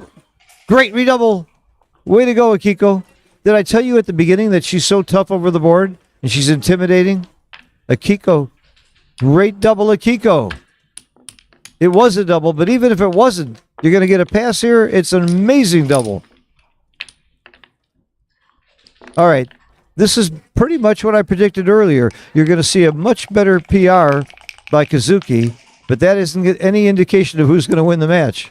She's winning 8-1, playing technically worse, but she positions like that. She knows her opponents and she knows how to play them. Have you ever beaten her, Kenji? Have you ever won against Akiko? All the time. Sometimes. Sometimes, sure. Sometimes I can beat him. I'm sure. Beat her. Yeah. But always she beats me. I know you play Mochi heads up a lot. You have guts. You're like me. You're stupid.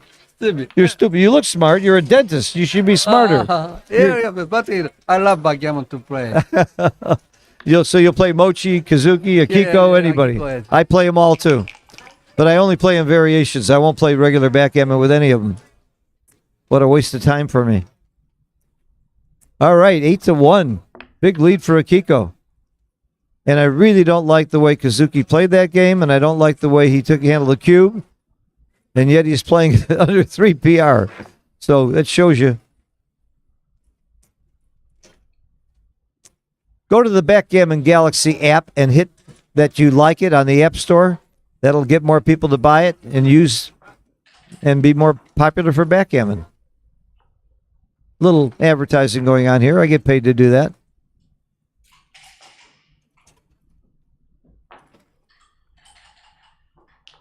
Oh, safety play is good. As usual, she will hit.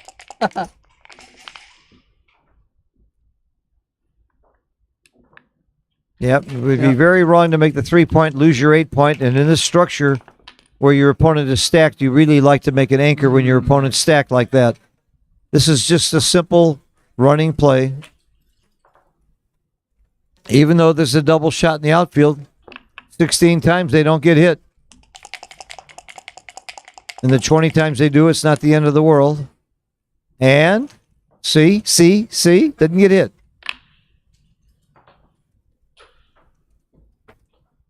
8-4, the right play. Very nice.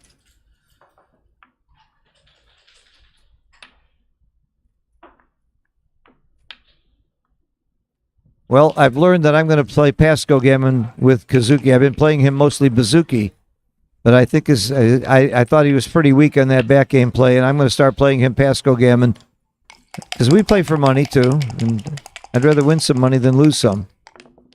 Look at him playing at 2.55, and I'm criticizing his plays. Isn't that hilarious? How dumb am I?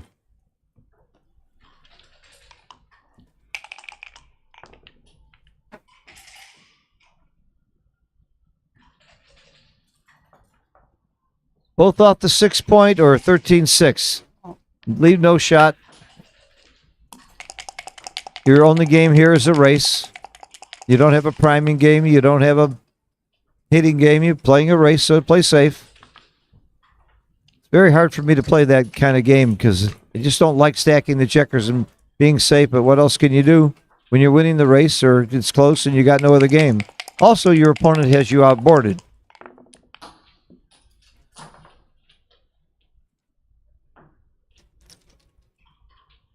Wow, supposed to run here, even though the race is close, and even though you got her outboarded, he's supposed to run. I would not have found that play. No way would I have run. That even surprised me. The race was just so close.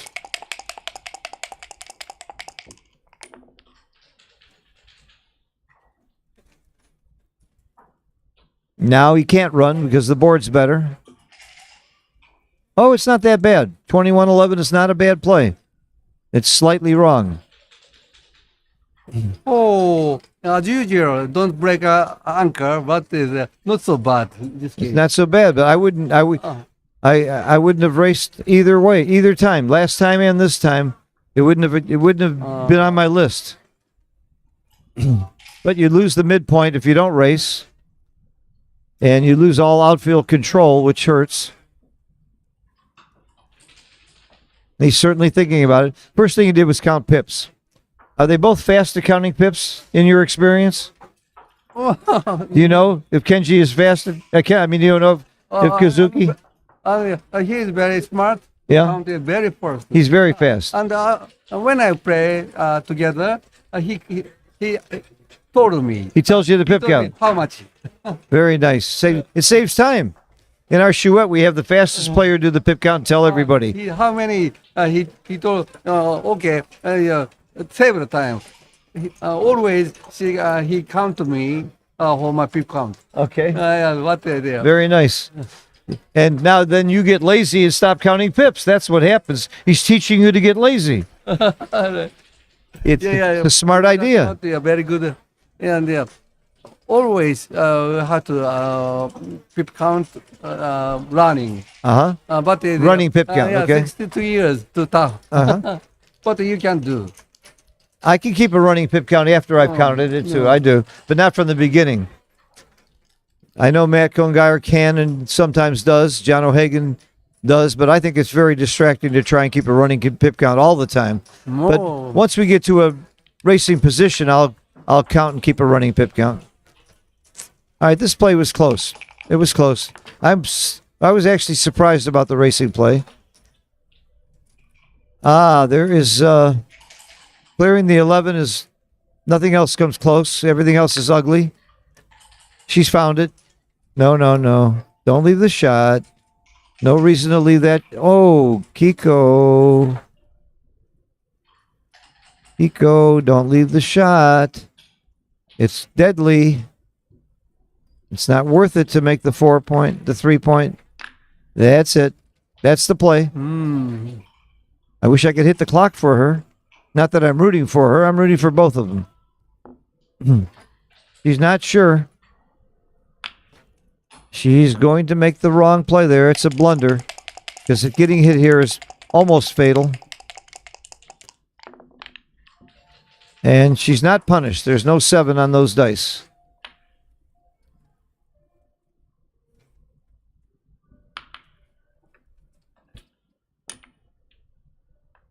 Going to the ace is not the right idea here. No, it is the right idea. It's okay. Good play. Clean up those blots. 11-2. Get rid of the blot. You don't want to get hit. That's it. Good play, Akiko.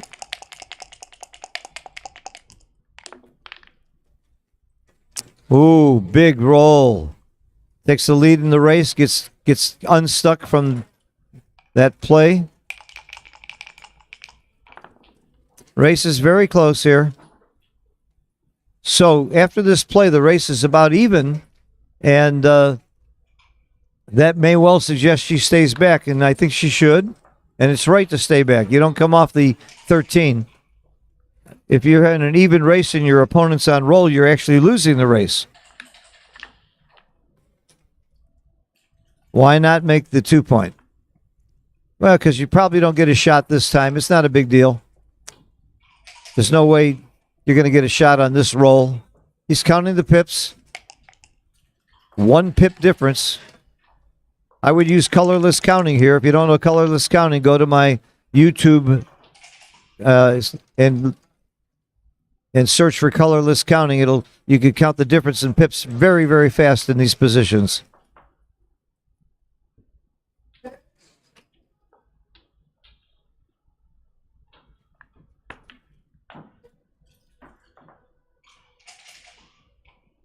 That's a good play. Very close. Touch and go now. All right. You can see he's up by 6 pips, but he could easily leave a shot also. And he makes a great roll, up 17 pips. Akiko needs a big roll here to stop the cube. 5 is not a good roll. She's down 12, and he's on roll, and he's losing 8-1. I'm doubling. I'm doubling partially because of the score. You want to double faster when you're losing 8-1. Yep. And it's a pass. Yes. Again, especially because of the score. Down 12 pips in this position might be a pass anyway at an even score. Probably is. I'd have to stop. I use the Keith count in those to come up with my formulas. And I use eyesight also to help me with crossovers. Thank you, Phil. I need to go to the Kenji? outside event. Kenji, it's a pleasure. Thank you. Thank you. And again, thank you for all you do for backgammon. You put Japan on the map in backgammon. ありがとうございます。ありがとうございます。 Thank you. Yeah, how about next year? Next To year I'll be Japan? there because you're buying. Why? You already told me you're buying. I'm coming. Of course, and my pleasure. Yeah, some of my best nights ever were in Never Never Land in your bar. Yeah, I Thank will you. sing a song for you. Okay, Thank you. Bye bye. Gonna sing a song for me.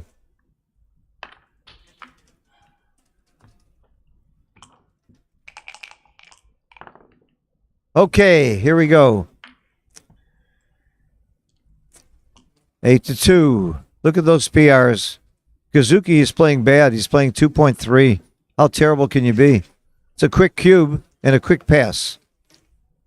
Big double, big pass. Too many gammons, and the score leads to the cube and the pass. This is a good one for Pratt. Position, race, and threats.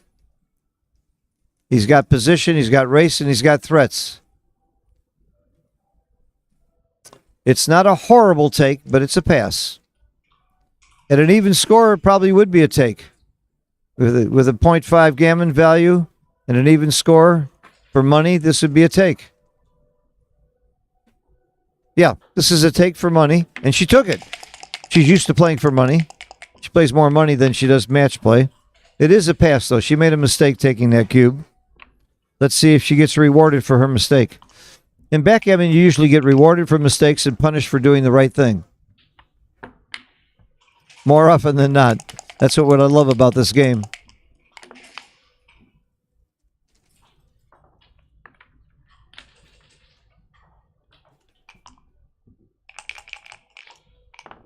Mio Kazaros points out that the recube vig is difficult when you're winning by this much.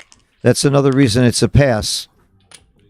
So he's thinking ahead to the recube, which is really a factor in all of your cube action. How much recube vig does your opponent have, or do you have when you take? She's going to slot the 4 and pray that he doesn't roll a 4 or a 9. Ooh, double 4s. Brings a lot of wood down. And in. No? Or the third one down? No, 3 down is right. But in is very close. Very close to get the other builder. Akiko better perform or she's going to be really punished for taking this cube. 5s and 9s are huge. 5 it is. So Akiko did make a mistake. Not a blunder, but a mistake taking the cube, and she's going to pay for it. But we'll see a closer match. That's better for us, isn't it? Make the bar. And making the bar is wrong. You don't want to get hit here and have some counterplay for Akiko. And see, she doesn't even hit. So why is making the bar so wrong? I guess because you got to clear it. But almost everybody would make the bar as quickly as Kazuki did, and it was wrong. That's a very interesting play. How many people in the world would not have made the bar there? Raise your hand. Okay.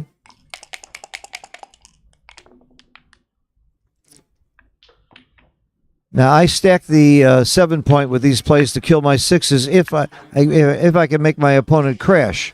But Akiko does not have a crashing position, so you don't stack the 7-point and you don't try to kill the 6s. You just try and bring them in efficiently to high points. But if Akiko was further along and could crash, then you would play to hold the bar point as long as possible. So here you are supposed to clear the bar point. Good play.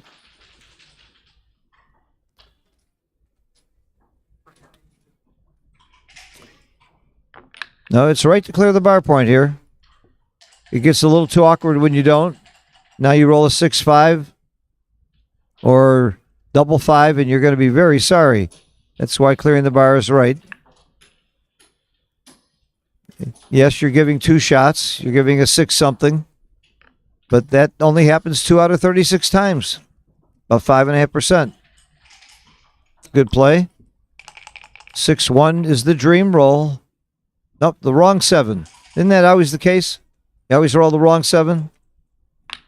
Or the wrong 4, or the wrong whatever? You don't always do it. You just always remember that. You remember the wrong rolls. You don't remember your great rolls. I play with every backgammon player I play with is that way. Everyone. It's a good roll to get out. Saves a lot of gammons to get out with a 6 right there.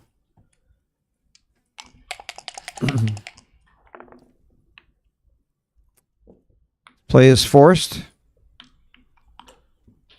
Kiko wants to roll high here, just like not to get gammon. See, making the point is not critical as moving checkers. But you can make the point here. It's okay. You might still get a shot. In fact, you can get a double shot right now with a 6-5. That's the magic number. 6-5 leaves a double shot, would make Akiko a favorite. 5-3. He's happy with that. He's relieved he didn't roll the 6-5. Ah. Do you split? No. Lots of people would split here, but it's too dangerous with all those builders for the ace. 6-1, 6-5, 5-1. Double 1's a great roll. And he made the right play.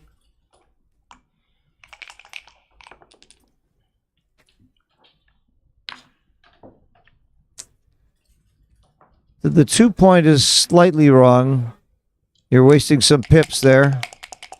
She still could be gammoned with some doubles against him and some bad. All right, 3 off. 3 off would leave him odd at the top, but I think there's enough gammons to be worth it. No, 2 off is right. I'm wrong. And 1 more to the 2, because there's too many shots by leaving it odd. And you get enough gammons anyway.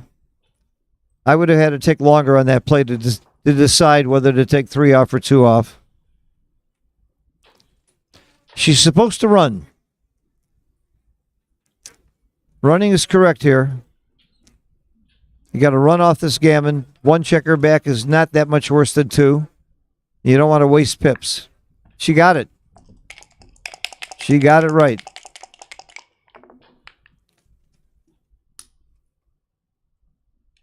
That's the right play. Clear from the rear. Hope you don't roll a 3 next time. Now she would maybe make the bar. Yeah, that's all close. A 3 is the disaster number. They're nice and safe there. Akiko should only be thinking about running and getting off the gammon now. I wouldn't stay. With double 4s, I'm gone. And I'm right. Don't waste the pips. Move that back checker. Get out of there. Nothing leaves a shot this time, and you're going to run next time anyway, and you could get hurt with some 1s and 2s and picks and passes. That's why you should go. Say goodbye. It's actually better to run twice from the back, but running once is still okay, but staying is bad. No! Kiko. Wrong idea. Wrong idea. Think that's a blunder, too. So what's she going to do? Is she going to stay now, even though there's lots of shots? See if she's going to run anyway, and she should. She's big time. So she stayed hoping he would get odd. He's odd, and she's still going to run. But in the meantime, she wasted some pips with that last 4. Still right to run. I don't like that last play, Akiko. I would have run.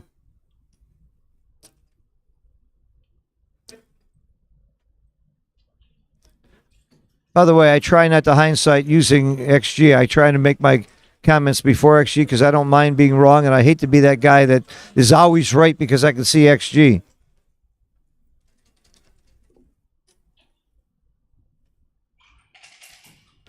Neil Kazoff said this is basic stuff. I agree. Even Phil Simborg knows this stuff. That proves how basic it is. Didn't make any sense to stay. Okay, she ran. This proves why she should have run last time. If he gets odd and you're running, why stay? She should have stayed. Obviously, she would have gotten a shot.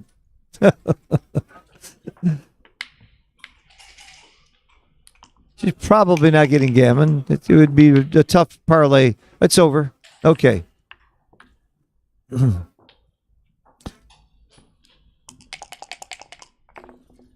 We got an 8-4 match. We're getting tighter, getting better. Mochi! Yeah, it's great to see you. Did you win your match? I won the second chance. The second chance, great. We had Kenji here a minute ago. It's great to have another Japanese player. Do you know these guys, Kazuki and Akiko? You ever play them? It's about 2 now. It's 8-4. No. Oh yeah, 8-4. 8-4. Yeah. You got to change the score. Okay. We saw a few blunders, but not surprisingly, Kazuki's outplaying Akiko, but she's had some luck factor. You'll see the PRs in a second. He's still right. He's still under 3. I think they're playing about where I expected, and I also expected Akiko to do well anyway. All right, Mochi, it's all yours. Not all me. Give me a rest. You've only been playing backgammon. I've had to do commentary. I had the hard job.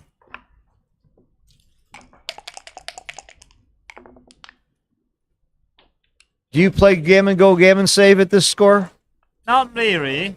Not really for the with the middle cube. If cube is done, maybe, but 3-5 is a good play. You have so many men in the zone already. You want to go for the blitz.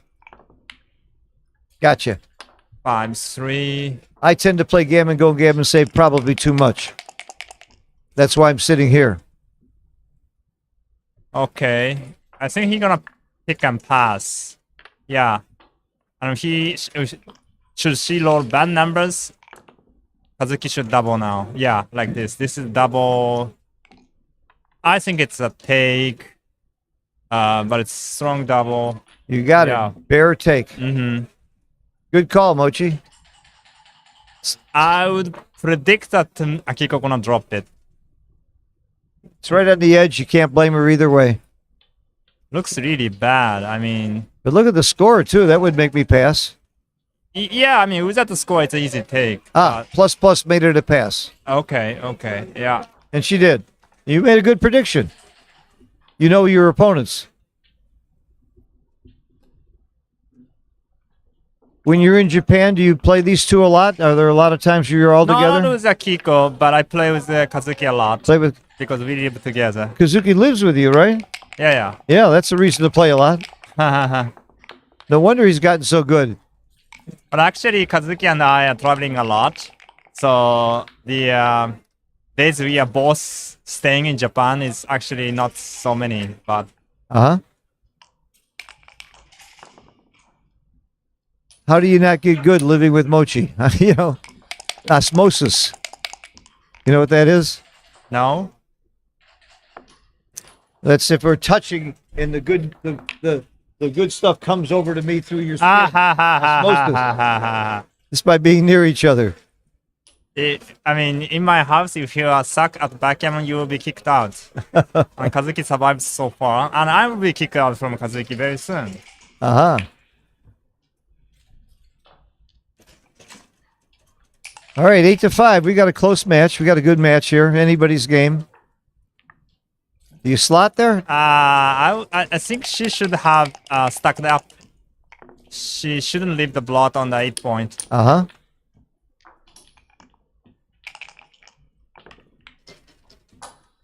Great shot, 6-1.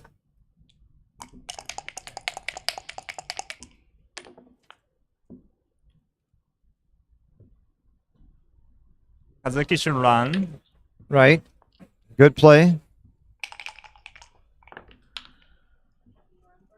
Ooh, the hit is clear, and you come out?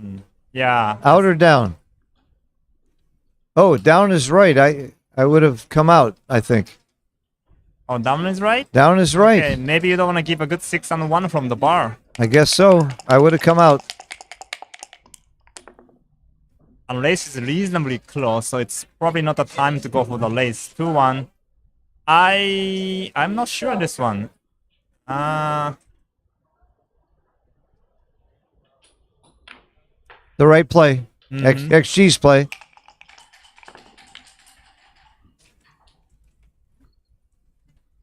All right, she makes a 3. I don't see anything else. Ooh. Giving up the midpoint. I don't think Very so. bad idea. I think she should make the 3. It's better, you know. It's a climb. It's clearly right, Mochi, to make the 3. You got it. You called it. She got it. Good.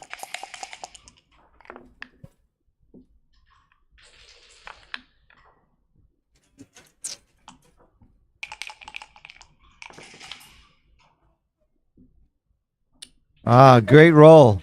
Great roll. That was big. That's the roll that Kiko wanted almost. Almost her best. Pointing on the 2-point. Kazuki would like a 4 here. You got a 4. Great shot. Kiko. If he misses, okay. She didn't miss. What about 3? Would you make an 8-point or would you play safe? I'd make the 8-point. You make an 8-point, but 8-point is not as valuable as usual because I still like to make 8-point. Okay. I said it before I saw it. So it gives 3, 5, and double 4. 3 numbers. If you make the 8-point, you're giving like 4, 6, 4, 1, 3, 1, and double ace. 7 numbers.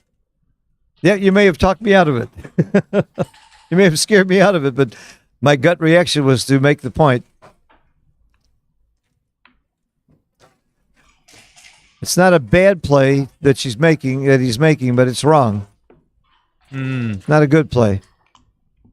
Or maybe Kazuki needs to make a point. I mean, 3-point or 4-point because he needs to buy some time to roll a deuce.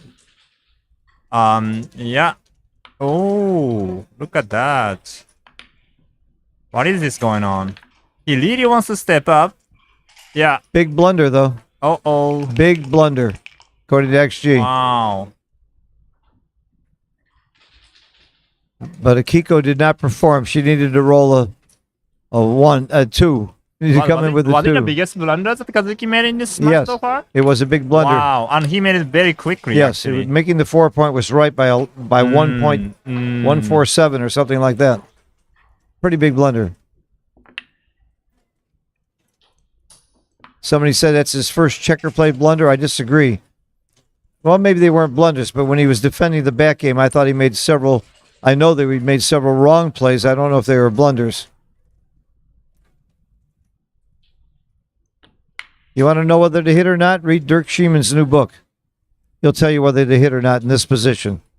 Oh, wow. Hitting is right. Amazing.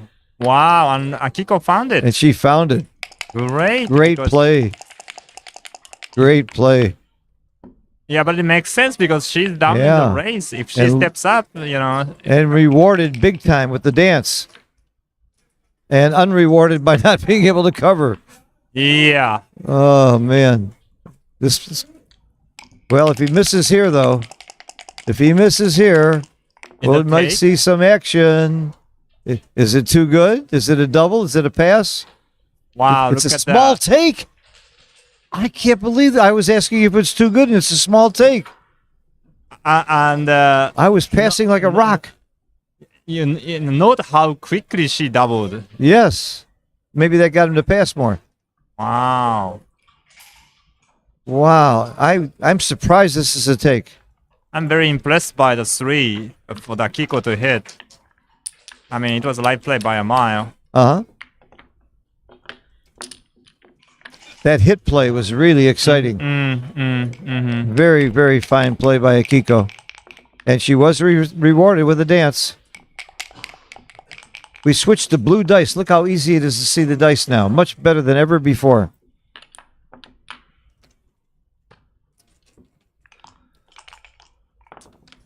Making the 2-point with the 6-4 is something you often do when you're trailing because you want to get more gammons that way. But you wouldn't do it if you're ahead. Actually, I don't recall both of them playing each other like for a long time. Uh-huh. Except maybe like money game or Shred or something like but that. in a tournament, you mean? Yeah. Yeah. Well, how long has Kazuki been playing tournaments? Like 4 years? 3 years? No. No? I mean, Longer than that? he's leaving my house for 9 years now. Oh, 9 so- years. Oh, wow. So your adopted son? I first met him in Trier, and we played a lot of Bazuki, and he was very good at it. Bazuki, He- not Kazuki, huh? I played Bazuki with Kazuki. But after watching him defend that back game, I'm going to start playing him Pasco Gammon. Oh, look I at really- that. Cube Oh. action here. Wow. Akiko is up 4 pips. She has nice climb, builders. And he passed. And it's a big pass. No timing for Kazuki. Position, race, and threats. He had all 3. I like that approach. Well, race is close, but Kazuki has 2 checkers on the 24. That is Yeah. big no-no. When I count the race, it's not just about pips, it's also the ability to race. You don't not just pure pip count. So this is 7 away, 12 away? Yep. Of course, you know exactly what the take points No, again. not really, but I would change my gear at a score like this, and I would double earlier, especially with the gammon price. Uh-huh. Okay, but Being it a- doesn't look like Kazuki gonna double soon. Being an even number away is really encourages you to gammon, Yeah. play for gammons and double earlier. Plus, just being down in the score this much, you want to double earlier.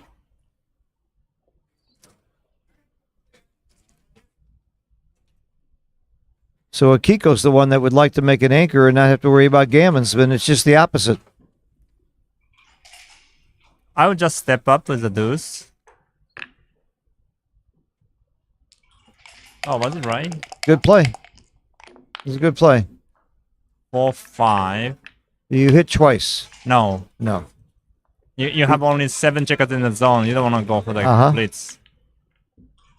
5, 4. Oh, good roll. That's that anchor I was talking about. Now Akiko doesn't have to worry very much about gammons. She can take a lot more cubes and be in the game a lot longer after making the 20 point, the golden point. Now I step up. Now I split the back checkers. Yeah. And no other two. Oh, that's not a good play. Not a great play. Does Kazuki review every match he plays and go through every mistake? I'm sure he does. Yeah. Okay. You often do it together, don't you? Yeah. Was Akiko's 4-6 right? I would have made a 4-point actually. I didn't see it. I didn't but- see it either. Oh, look at this 5-1. This is a punishment for Kazuki, not springing up in the last row. Right. I think it's nice to see punishment once in a while, to see justice served. Okay, you can use it more if you want. Congratulations, Wilcox Snelling won his 2nd match in a row. So you're 2-0. You're not as bad a player as I thought. Good night. Good luck, Wilcox. Representing Costa Rica. He could have been on the United States team, but we already had 40 players.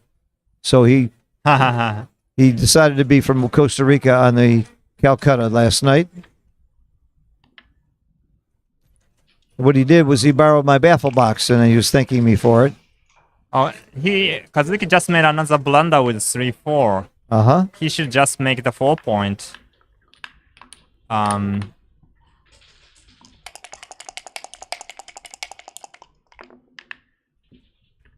Hitting was big there. He needed to come in and hit.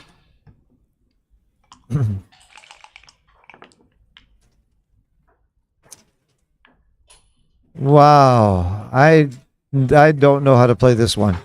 Maybe 13-10? It's right. You're right. 13-10 is right. Because I don't want to break 20. I don't want to hit loose. But I don't want to give up the midpoint. But it's right. Right. Wow. But maybe midpoint is least variable point on this position. Wow. I wouldn't have found that play. Ooh. Ooh, that's too much, I think. You don't want to break the... You don't want to give up 20. Ooh, not good. And really highly punished for that play, Akiko. That play wasn't on the list of the top 10 that we're showing. So I don't know how bad it was. But she certainly got punished for coming off the 20. Well, now she's getting rewarded. That's backgammon. Punishment and reward over and over again, back and forth. Roll the joker. Well, she wasn't really rewarded. Her position is much worse before. Uh-huh. That's true.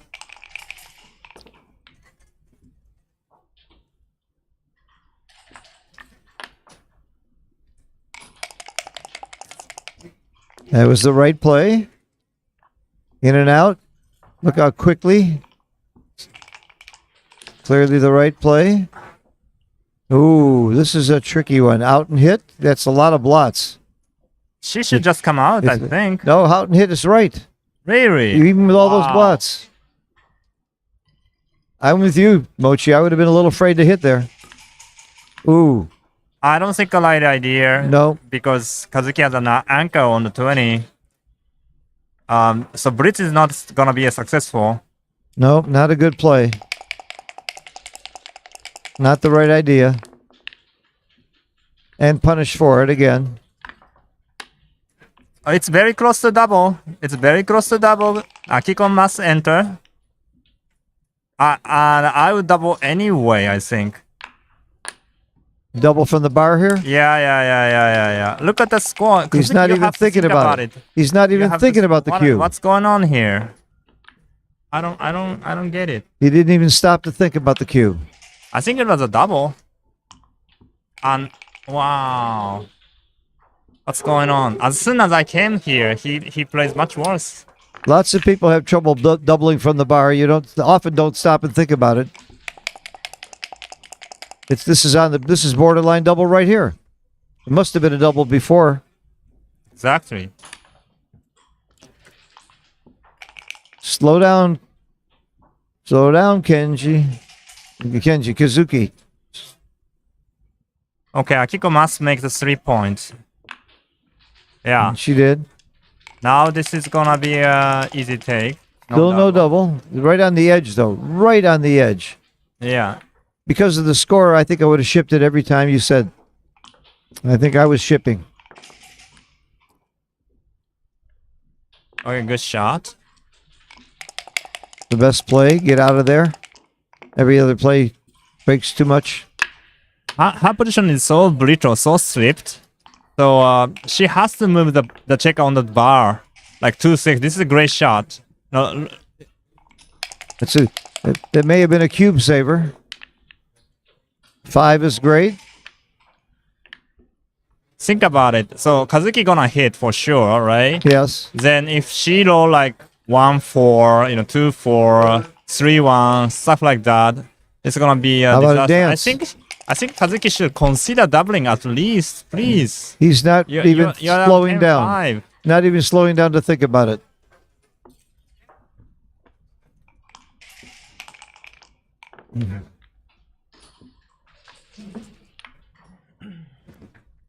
The biggest mistake you can make in backgammon is not thinking.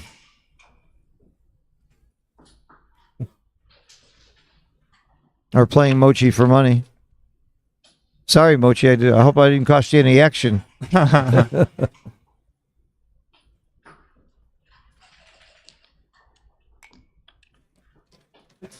Wow, look at that. This is double pass.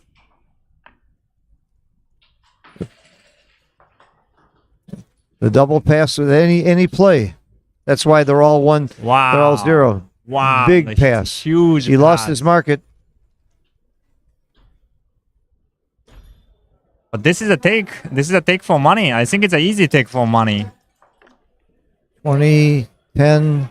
No, it's right on the border for money. If you calculate gammon adjusted take points, it's right at 22%. So it's right on the edge of a take for money. No, it's an easy take for money. Easy? Yeah. I must be reading it wrong. 20 net gammons times 0.5 is 10 from 32. You have more liquid vigorish with 32% winning chance. Okay. So it's like 100 take or something. But anyway, Akiko took it. It So was a maybe pass. Kazuki knew that Akiko gonna take the cube. That's why he delayed the double. Well, Akiko has a reputation for being a taker, doesn't she? She is. She's not afraid. That's right. She's more likely to take than drop on close ones. All right, 5-3. This is difficult. This is a very difficult one.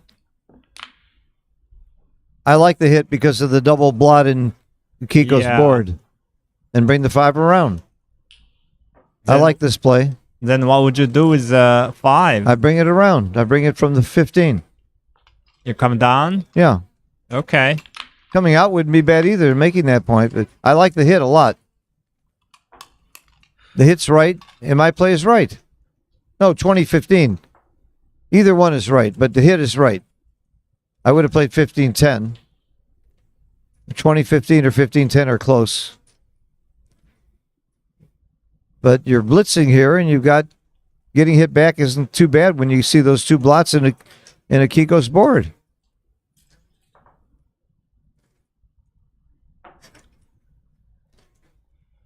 Now he's taking his time. He certainly wasn't taking his time when he had possible cubes.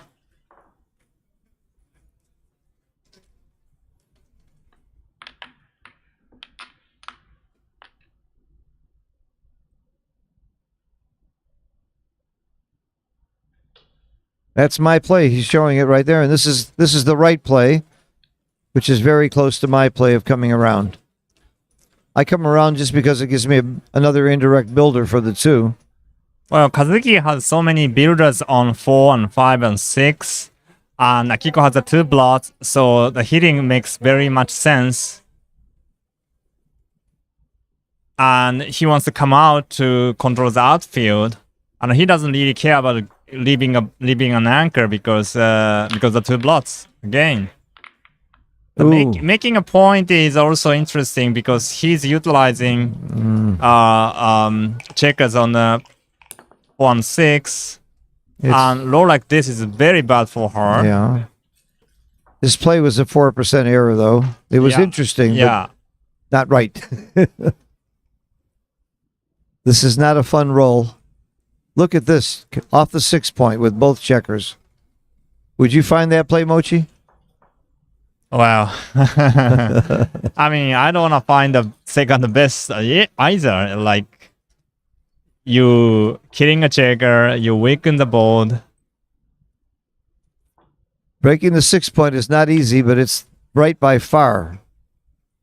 Like by far, oh wow.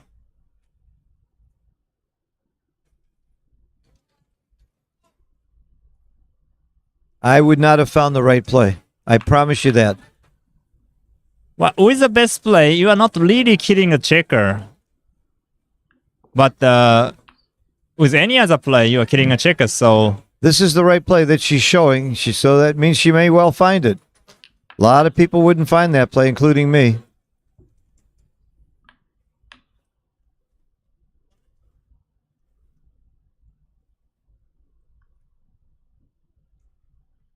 Anything else is a blunder, a double blunder.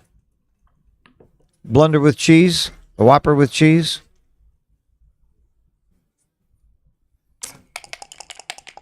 Leaves her with an ugly board. Gives Kazuki much more freedom. He would have liked to hit there, but he didn't roll a number to hit with. He would love to have had a roll to hit with after that play.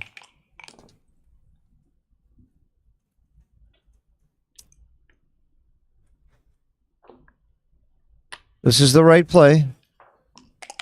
Takes guts, but it's right to hit. Ooh, big dance. Akiko would love a 7. She would pay for a 7. By the way, it is right to lift here by a little bit. It's so hard for me to lift and put checkers out of play that way. And Kiko's playing style hate to kill the checkers on the ace point. She hates it, I know. But she did it, maybe.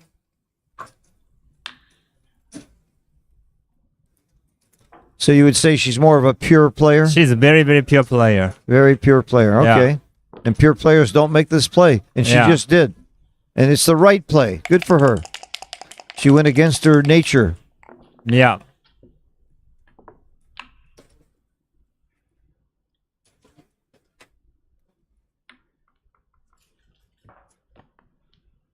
He's supposed to come up there, but it's not important.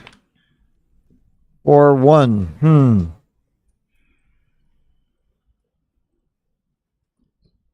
No, you can't kill more checkers. You got to go to the 10 point, I think. No. What about making No. 14? Yeah, you're right. Make the 14 is right by a lot. I would have gone to the 10 point, which was a blunder.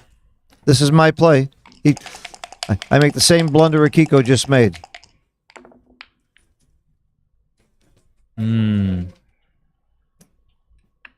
Well, I think the problem with this play is even after he miss, it's so hard to clean up all those points. Stripped. Uh-huh. This play, I think, is forced by logic. I don't see anything else you could possibly do. Hit and continue.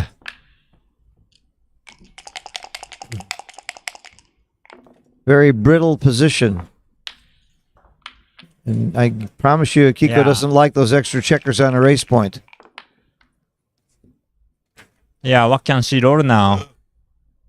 I think she has to hit and possibly coming out. Even Carter doesn't like this position, so it must be a bad position. Did you win your match, Carter? Attaboy! Miracles happen all the time. This is a great chance for Kazuki to coming back in the match. Or is... Nope. Now 7.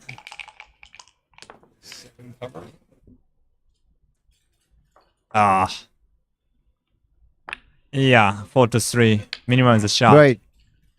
Minimize the shot, minimize the blots. Very good play. Clearly right. 3 is huge. 3 is one-way ticket to Gammon. No. Ooh, dance. What about Eights. now? Eights are greats. 64? Just go to the 10 point, I guess? That's all she can do. What can you do? Even more blots. 3 is duplicated, at least. That's all you can do. This is a big roll right here. And he danced. Kiko is back in this game, especially with a 5. She got it. Now you split the back checkers. The Kiko is back alive. She breathes. She has life. In a really horrible big game. She's not home yet, though. The 50-50 game, though. 50-50 and you're holding the cube.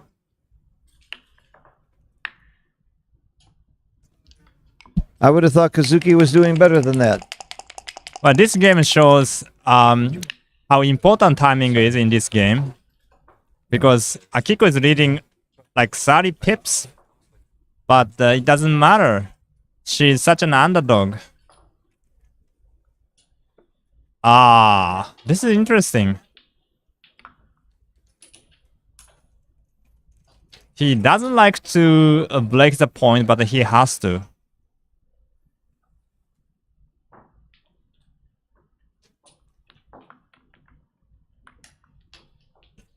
No, we don't want it.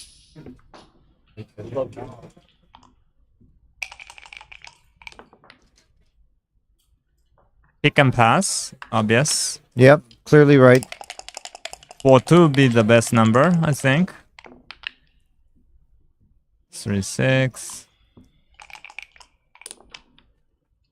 7 is a great shot. I think she should just run on 11. Uh-huh. Clearly right.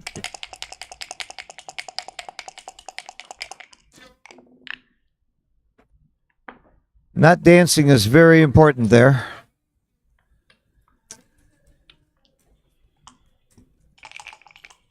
Kiko certainly is in a stronger position now, but not close to a redouble. That's going to leave a shot. Or, yep, that leaves a shot. But this is very good low. Very good low. 3s and 10s, but if she gets hit, there's 2 blots in the infield. 9s. Hit And come out. and come out. Big roll here. Huge roll for the match here. 6s and 5s are monstrous for Kiko. She got it. Wow. Big roll. Wow. And if he dances here, it's going to be too good. She can win gammon. Yes, if he dances, it's too good to double with all those blots. He came in and cleaned up a blot. Cleaned up 2 of the blots. Now what's the cube action, Mochi? Not close to a double. This score? I guess it's a score, huh?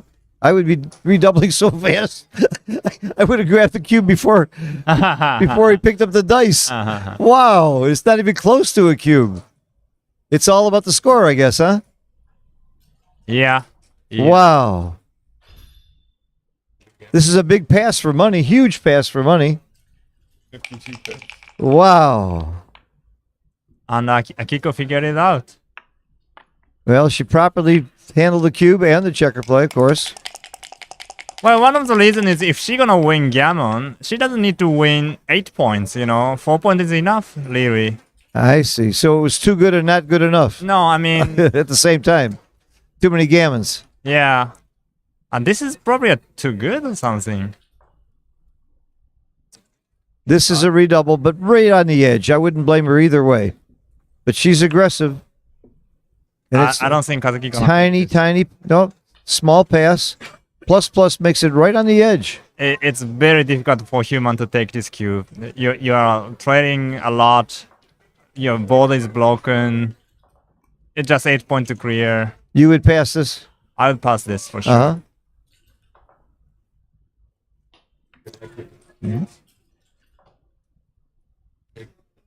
Yeah, David Wells sitting next to me pointed out nobody can make a mistake here because it's too small either way to double or not double, and too small to take or not pass. So either way, you can't go wrong here. But Mochi would have dropped the cube pretty quickly. I would have doubled sooner and been wrong. I'm not saying she should have. I'm saying I would have. I would have doubled a couple rolls ago and been wrong. Very, very complicated game. Yes. I'm on a headache now. Sometimes it's harder to commentate than to play, Yeah. David, take a seat. All right, we got a replacement here. David Wells is going to step in for Mochi. He's tired. I would think that Mochi would be less tired. He won his match and David lost his. Who'd you play, David? Max was his name. I'm not sure what his last name was. A very nice gentleman. From U.S.? No. Oh, no. okay. I think maybe German. Gotcha. All right. We got an exciting match here. Just as I predicted, I'm going to be egotistical about this. I predicted Kazuki would outplay her, but that didn't mean that she was going to win. That he was going to win, I mean, because she's such a tough competitor. She does have some luck factor on her side this match, but she's a tough player. I think at this match score, I think that's the wrong idea. The anchor is so valuable. When you're leading, the anchor becomes more valuable to protect from gammons.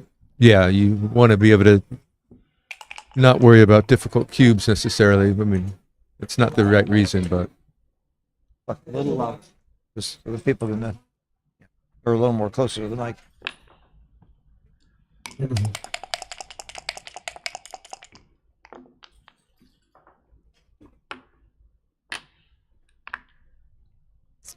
The hit's very clear there.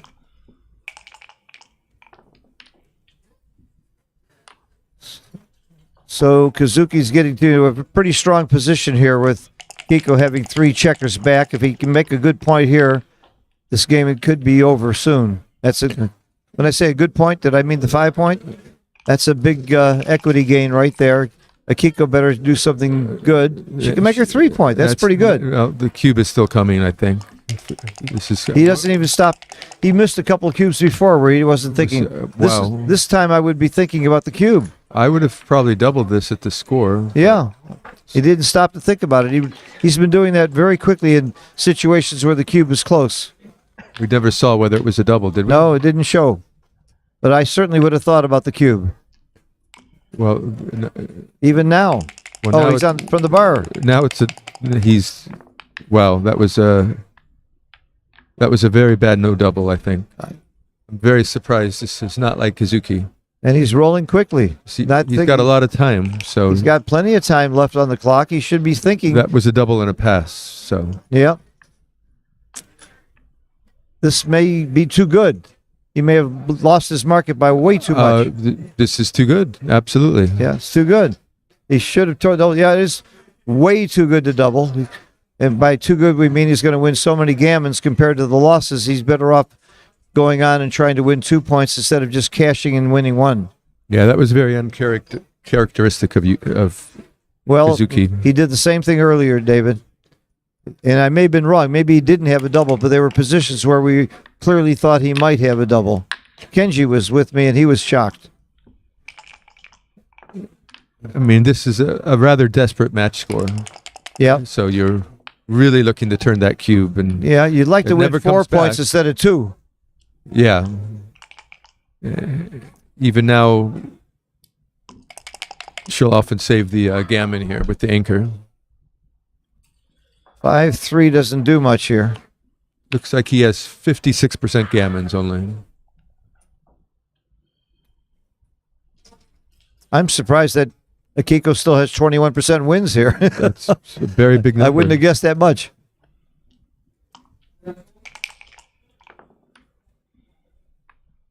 He better not let her make the 1 point. Nope, he'll go after her. Attack. He's going to attack. He did. Bring the 2 in.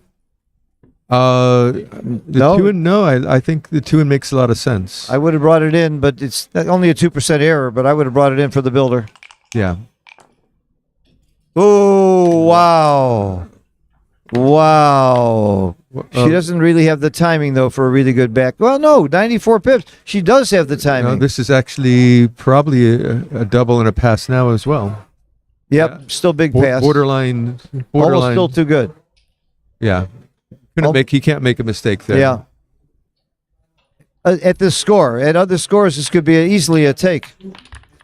If the scores were reversed, it wouldn't be a double. Yeah. She had decent timing. But you don't take gammonish cubes when you're winning by a bunch. That's in my book. If you're winning by a bunch, watch out. Don't take gammonish cubes. All right. 5 away, 11 away.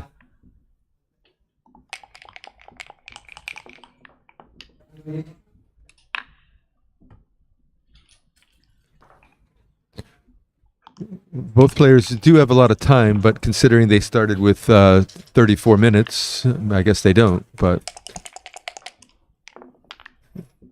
Yeah, there's still a lot of game left. I wouldn't dilly-dally unless I thought it was a really important play. You bring 2 down here? No, he splits. I would have brought 2 down. 2 down is better against the structure by a little. I would have brought 2 down as well. Going to the 20 is pretty good. It's okay. They're all close. All right. Hit and come out. Yep. The right play. You like to hit off your 5 point. You don't want your opponent to make that point, and you want to make it. So you, even though it's risky, you hit a lot when your opponent's on your 5 point. Yeah, the upside is huge, right? So, and she's Like got to right keep now. slashing. Yep. Right now, it's still right to hit by a lot. Come in with the 2 and hit. It's not close. She got it.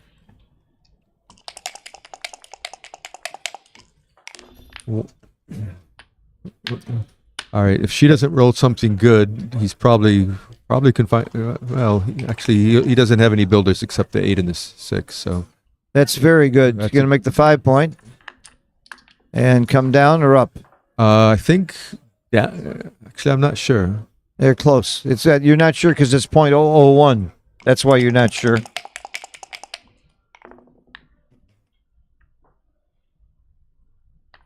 Just come up with both checkers. Yep. Try to get an anchor. Yep. Right play. 3-2.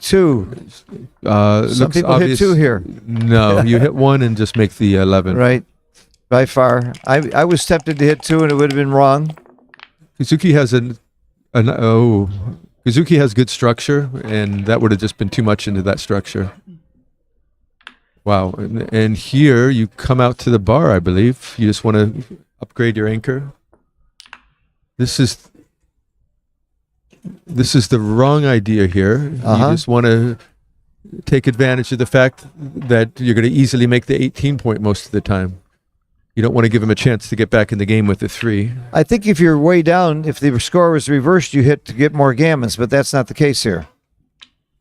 The score changes lots of plays. Yeah, I'm not sure this would change this one, but it's possible. Great roll by Kazuki. The game goes on. Kiko does have an advantage here. This one is pretty automatic. Yep.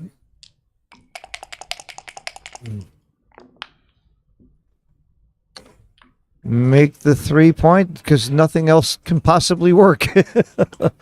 No other play that you can make legally. Played itself. Yeah, it plays itself. Right. Good shot from Akiko.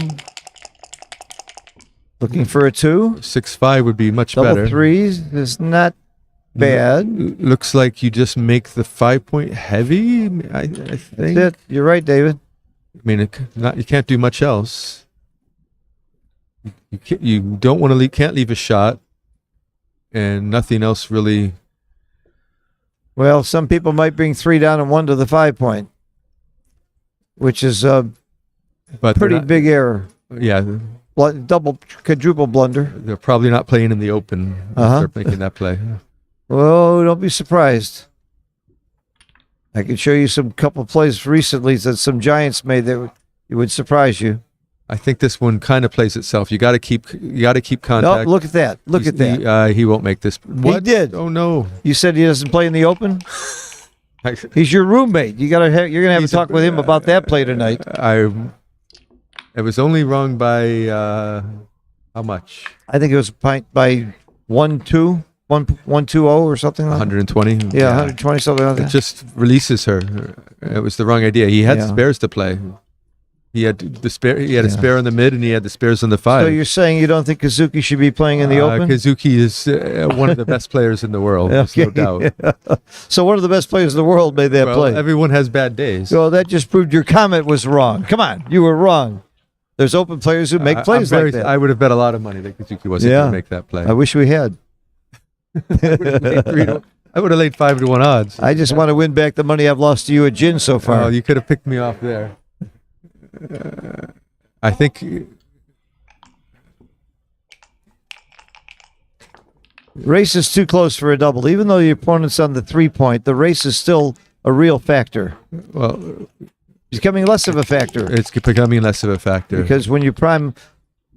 So as soon as Kazuki starts getting close to crashing, she could probably even find a cube at this score. That he's still going to have a take at this score. Yeah, he's going to have a take even this now. This is a thin double. I would miss this one. It's a very thin double. No, it's a thin no double now. But it's such an easy take. That's why I would not be doubling. Yeah, I would not have doubled it as well.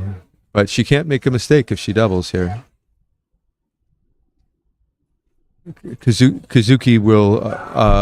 I'm gonna lay 5 to 1 odds that he would scoop it. But no, even I would scoop it, so I won't take your bet.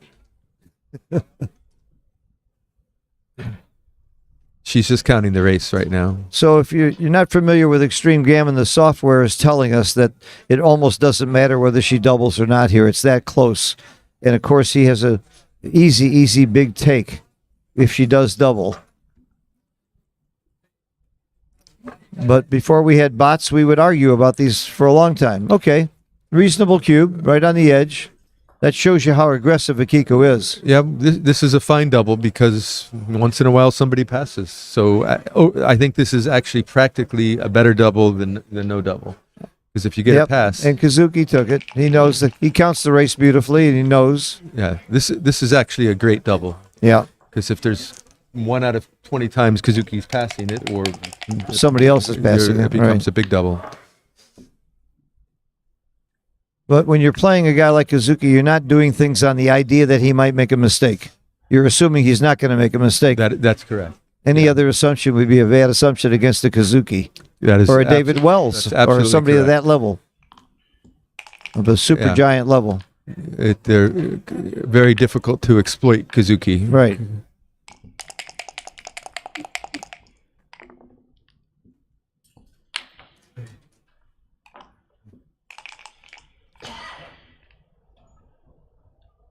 It's going to make the 2 point. Seems pretty clear. Oh no, it's wrong. Yeah, it's too awkward. Too many shots if you make the 2 she's up point. 13 pips as well. Yeah, you're not trying to block. You're trying to come in safe. This is a tough play. Actually, it's tough because she can't make a mistake. It's tough because either play is a tie, whether you run or not. I would run, and I wouldn't be wrong. I guess I'd be wrong by 0.002. Maybe before the rollout you would be. Now hold your position. Don't let her out too easily. Don't let him out too easily. Dice on checkers don't work.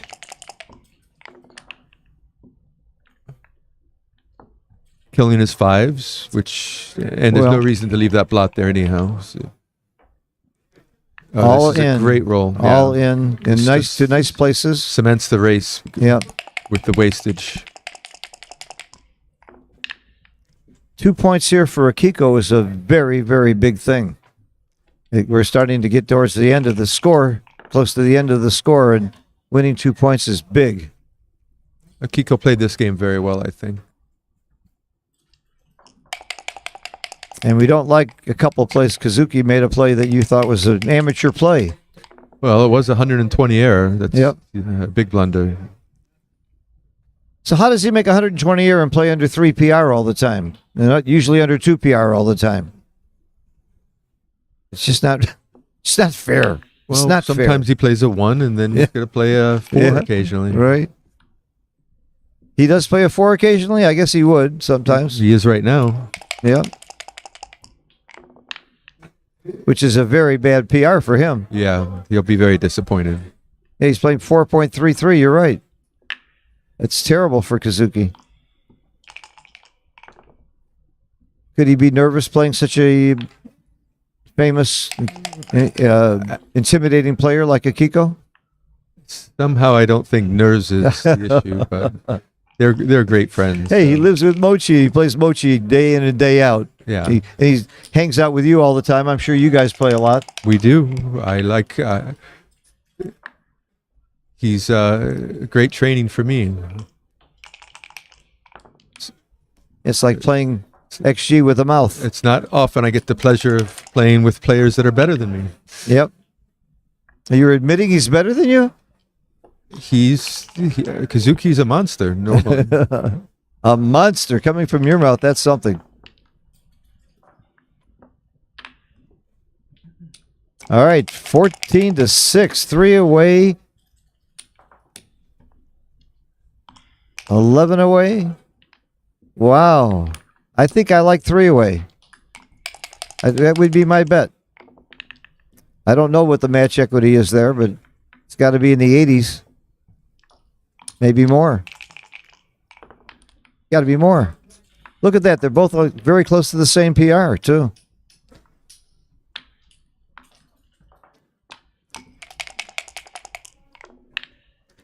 I don't think it was just that play. What is going on here? Oh. What is going on here?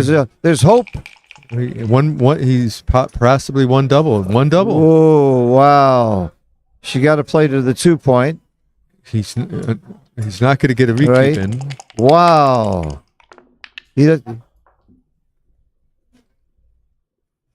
Okay. There's a lot of rolls that don't get off here. She needs a 6 or doubles. Otherwise, she's got another shot at it. She's got 6 rolls out of 36. Here they come. Kazuki. He got it. He got it. Wow, that's a big swing. Big roll. I think she was like 97% or something. Yeah, 97% to win at one point. Maybe Wow. higher. That's backgammon at its best. And that's really big. That's a 4-point swing. And it That changes the equity tremendously. Yeah, that was enormous. Enormous swing in the equity of this match. 5 away, 9 away is a hell of a lot different. Wow. That was the roll of the match so far. We haven't had another roll. I don't think that had a 4-point swing. If Kazuki wins this match, we'll remember that roll. Akiko won't forget it anyway. Nope, that's smarting. That's smarts. That hurts. She's. Did you see her flinch? Did you see her cry? Did you scream or anything? You won't. You don't get much more stoic than Akiko. No. So.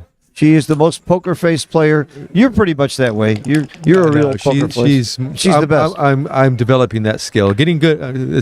I'm getting much better at it. Yeah, you are getting better with my coaching. There, I've been coaching you there. Absolutely. Don't let them know you're not unhappy with a roll. Okay, this is a good roll. This is that was the wrong idea. Yeah, that's not a good play. It's not worth it to make that point to leave that structure. So you just come out, I believe. Yeah, you need to come out here. Anything else is a blunder. Yeah. Well, if you don't come out, she gets to develop. No. The wrong idea. You got to come out. Don't let her develop inside. Right. Yeah. He knows. So often it's right to go out to that 18 point. Sometimes you don't get hit. You know that? Even with a triple shot, sometimes you don't get hit. And when you do, it's not the end of the world. All right. This is now a great game Clean for up. Akiko. You're way up in the race. She has 2 landing places. This would normally be a double and a pass. This is a double and a pass for money. But because it might of the be score, a take it's here. probably a double take, I think. I don't think it's a take. I still think it's a pass. 33 pips and 2 landing places. I'm passing. I don't think there's enough here to take, even at this score. For money, I money, it's a clear pass. agreed, but this is not money. You're trailing badly. I still think it's a take. Oh, I said take. Yep. I said it's It's a clear double right. and a clear take, but You're right. She didn't even double. In the back of her mind, she might be thinking about that last game, subconsciously. She missed the double. He had a take, though. David was right about the take. I would have passed. That's another reason to double.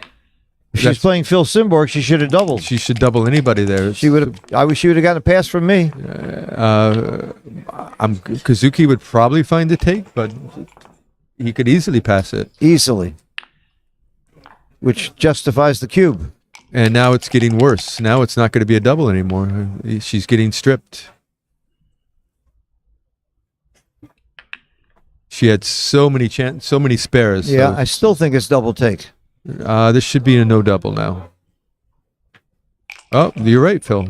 Nice. Still double take. Gigantic take. Before it was only a .04 take. You're or right. something. She got worse, but still double. She's rolling fast too, but it's hard to double when you're winning 12-8. You know, I can't blame Akiko for missing these cubes. Still a double take. It's almost a blunder not to double now. Yeah. Well, now he's he's going to stripped. have to give up his 13 Right. points. He's the one getting stripped also. Yeah.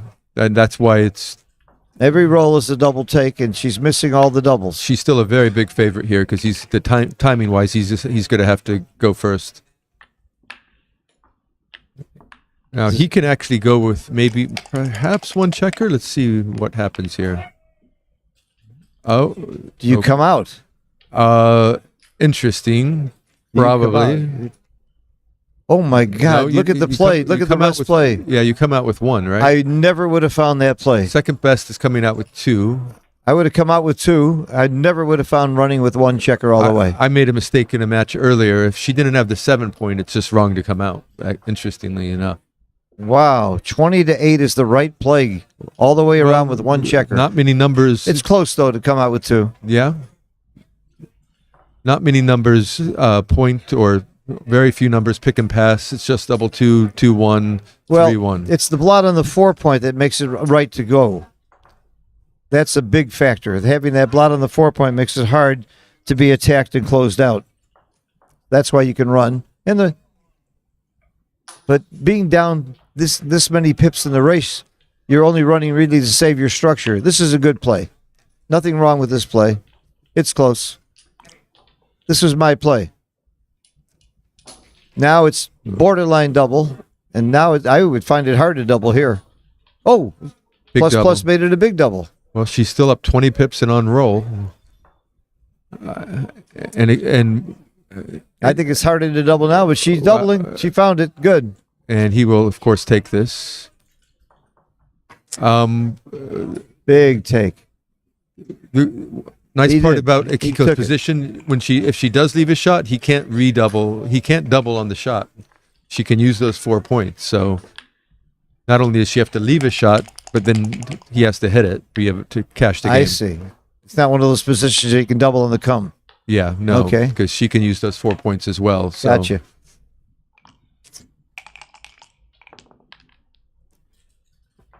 Do you save a 6? Interesting. You're not supposed to, but it's not bad. It's close. I'm saving a 6, but XG. Well, says it's close. most sixes are going to be good, right? You 6-3, 6-4, 6-2. They don't leave many shots. I don't 6-6. call that good, leaving any shots. Well, my point is, it's only like 14. It's not shots that on bad. average You're or saying, something. yeah. or 13 shots on average. But he could crack before her Well, too. no, this one's easy. Yeah, Just, you can't. you can't volunteer from the 15 back. numbers. And now he's got a bad 6s. Yep. Oh, this one plays. And you can just pick it up because she has to go Yeah. with everything. This play is So- close. It's not bad. Yeah, you don't need that blot there. Wow. That is a game ender. Hey, Probably. probably. Oh, no, it isn't a game ender. It's still I probably. spoke too soon. Well, this is an easier race now than the last one. Yeah. After this roll. Well, Looks like,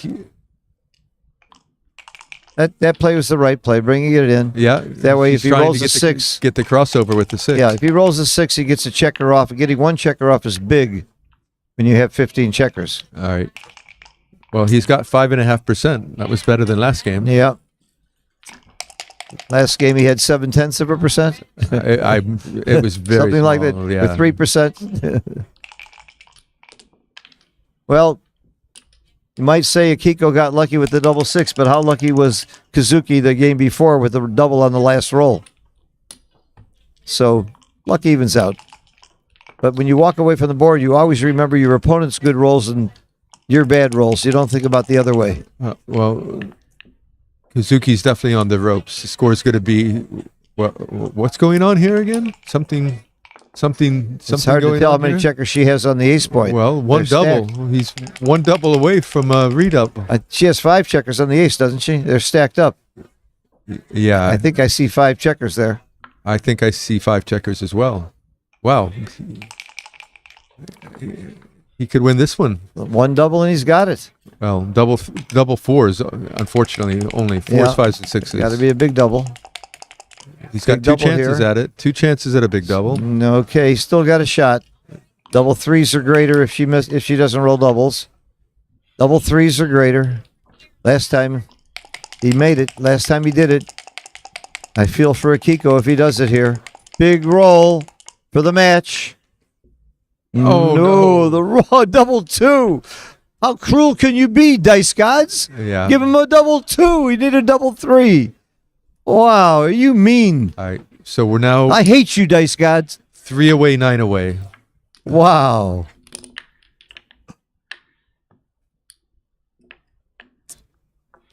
Change the score. Change the scoreboard.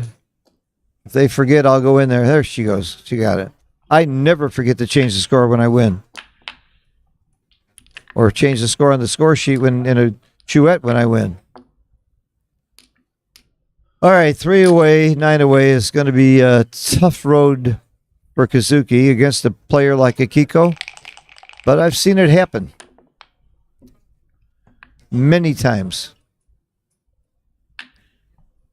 Matt Congayer is watching. Matt, you remember the time you were beating me 8-1 in a match to 11 in San Antonio? I want to remind everybody about that one. Guess who won, David? Guess.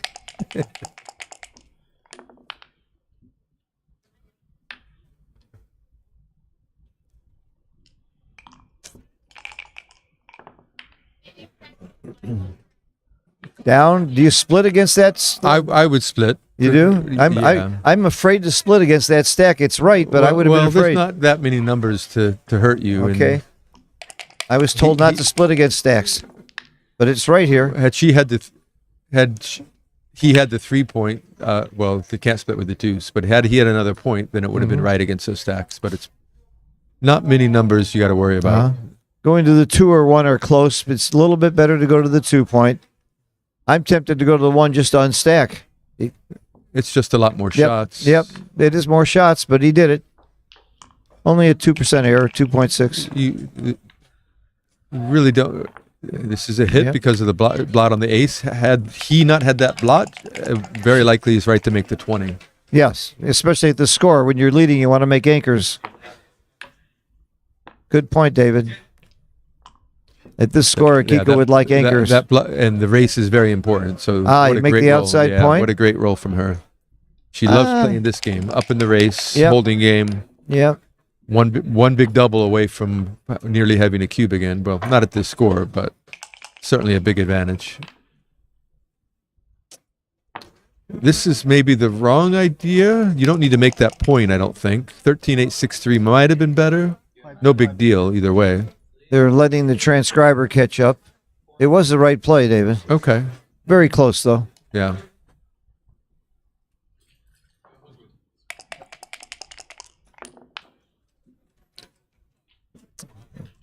All right. Well, he's strong enough now. She won't be volunteering any shots. Had he rolled something poor, she could have possibly done that. Ooh, nice roll. Nice roll for Akiko. The noose is starting to tighten around Kazuki's neck here in this match. He's only down 8 pips, so still got a lot of game here. Okay.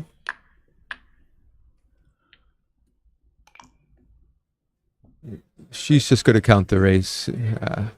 I'm sure she won't be doubling this, but it's a long way from a double when you're leading at this score, too. This would not be a double in any situation. Yeah, no matter how many pips she would be up, this wouldn't be a double. Even, I guess if you were way down, if the score were reversed, I might be doubling here. Yeah, but with 8 pips, you wouldn't be doubling even if the score was reversed. Oh, really? Well, okay. There's just not enough market losers. This is one, though. Yeah. It may not be a market loser at this score, though. She's up 24 pips. He's going to have to roll something big. And he did not. This should be a double and a take, maybe? It's maybe so hard to double when you're winning by this much. It's right borderline. Yep, right on the edge. It's a good practical double. Look at that. Because people... this is a very hard cube to take. A very hard cube to take. It's a monster take. Yeah. At this score. I love this double, though. Kiko's doubled several times when it was right on the edge. She's very aggressive with the cube. I like that about her. She's got guts. You got the drop equity, which is gigantic. This is He's gonna count the pips and he's gonna hate it. I think he'll find the take. A 21. Yeah, he took. Very good, Kazuki. You're right. A lot of people would pass this. And this is a great roll. Clear from the rear. Clear from the rear. Clear from the rear. That's right. Clear the 10 point. Right. That would have been a market loser. Yeah, so. that's a great roll. Great roll for Akiko.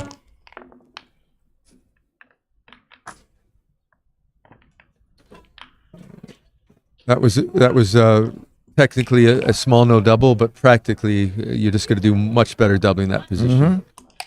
If you might get a pass, and you might. 7% is all you need to get a pass 7% of the time. A world-class player could easily pass that Easily. position. So, but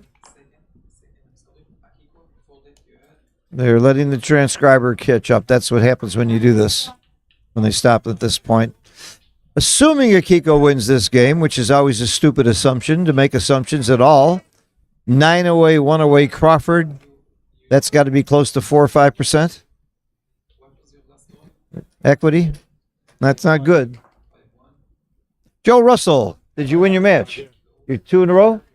World champion Joe Russell is on the verge of becoming a 3-time world champion. A 2-time world champion, I mean. Just an inch to go. An inch to go. Just 12 more matches and he's a 2-time world champion. He was almost a 2-time world champion once before when he was in the finals. Well, Kazuki's in trouble here.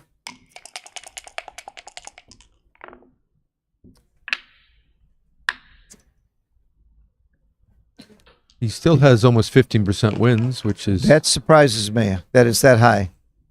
Well, clearing that 8 point can be problematic. Yeah, but you got to leave a shot and get hit and then win. Of course, if she leaves a shot and gets hit, winning is not too hard for this position for him. Kazuki's got a nice board.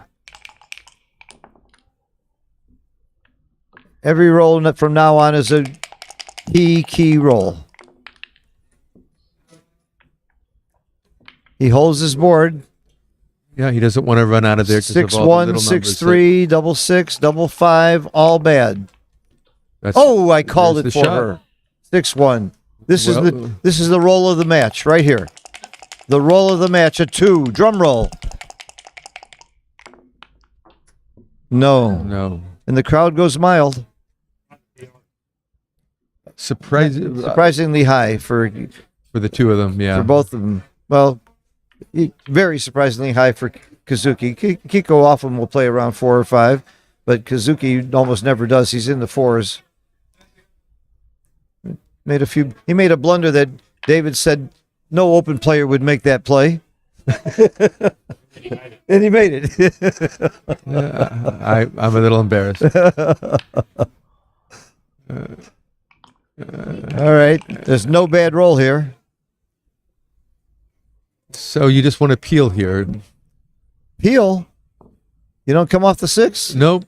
It's only 6-5. And wow. The race is still relevant. The race is very relevant. Yeah. He could easily roll a big double or like this. On the bar, but I thought the gammons weren't that critical. It's the race. You were right to peel. Absolutely right. It was only a 2% error, but I would have thought about the other play. This is not good. Well, look at that. His odds went up to 20%. Wow. Now he can redouble as an underdog here. He's going to have a redouble. He probably has a recube when he's like 30%. What is his double point here? It's probably close to 20-30%. No, then he would have doubled the shot, right? Oh, I see. He had a shot before and he didn't double that, and it was correct not to double. She can see. So he can't make a mistake. He can use all 4 points, and that's why it's fine to double this. Good roll. He rolled that 6. But he is odd. That hurt. That's like a miss because it got her to odd. That is a miss. It is a redouble, a big redouble here. Wow. It's a 6-roll position, and you can use all 4 points, and your opponent can't. Wow. And it's barely a take because of the overage. a double on the last roll, and he got it. And it was a 4-point swing. And he got lucky this game by a lot, too, that double six. Yeah, there's Wow. no question he's doubling. Is she going to find the take? It's borderline. She can't really make a mistake. I'm passing. At this score, I think most people would pass. It's hard to find this take at this score. Oh, if I'm playing Kazuki? If I'm playing any giant, I take. Well, you know a 4-roll position is a take, and this is better than a 6-roll position based on But the score is huge. Agreed. She took it. Good for you, Akiko. Great take. I told you from the beginning she's got guts. She's got more guts than any guy I know. Good for you, Akiko. Yes! Look at that. Rewarded for her guts. I'll bet you money you won't see a recube here. They are. That'd be very big odds, right? All right, I'll give 100 to 1 odds. Wow. Of course, it's a dead cube, but Kiko only needs the 4 points to win the match. That's why we're joking around about a recube. The Kiko has no recube. In fact, it's not even legal anymore. Used to be legal. She could recube and make that blunder, and it was be acceptable in the old days. Game's not over. Double one may not win. Game's not over. Hold your breath. He needs doubles. He's got 2 shots at it if Akiko doesn't roll doubles. Oh, he got it. He got it. Akiko needs doubles now. Oh, my God. Yeah! She got it. What a game. Oh, my God. Oh, my goodness. What a match. What a match. Wow. And what a finish. This is backgammon, baby. David Wells, thank you so much. Mochi and Kenji also helped me earlier. Joe Russell added some humor. Always does. 2-time world champion Akiko advances. You know, Mochi and Michi both lost in the first round. And last year, almost all the world champions got knocked out except for Frank Frigo, who ended up winning. All right, stay tuned. We'll be back tomorrow, I believe, at 2 o'clock. And if you didn't see some of the earlier action or action on the other stream, you can go back and look at it. They're there forever. You can even watch last year's matches. Thank you for watching. Hit the like button. Thank you for your comments. Thank you again, David. What a great match. Very sorry for whoever loses a match that way. And we will see you tomorrow. Good night from Monte Carlo. Thank you all for watching. Hit the like button. Again, go to the Backgammon Galaxy app and hit that. Go to the Backgammon Galaxy store and buy the beautiful board you've been watching, the XG22 board. And come to Monte Carlo next time. Don't watch it on the stream. It's so great to be here. And I'm so privileged to be commentating with such great co-commentators and watching such great matches. Good night, all. See you tomorrow. Bye-bye.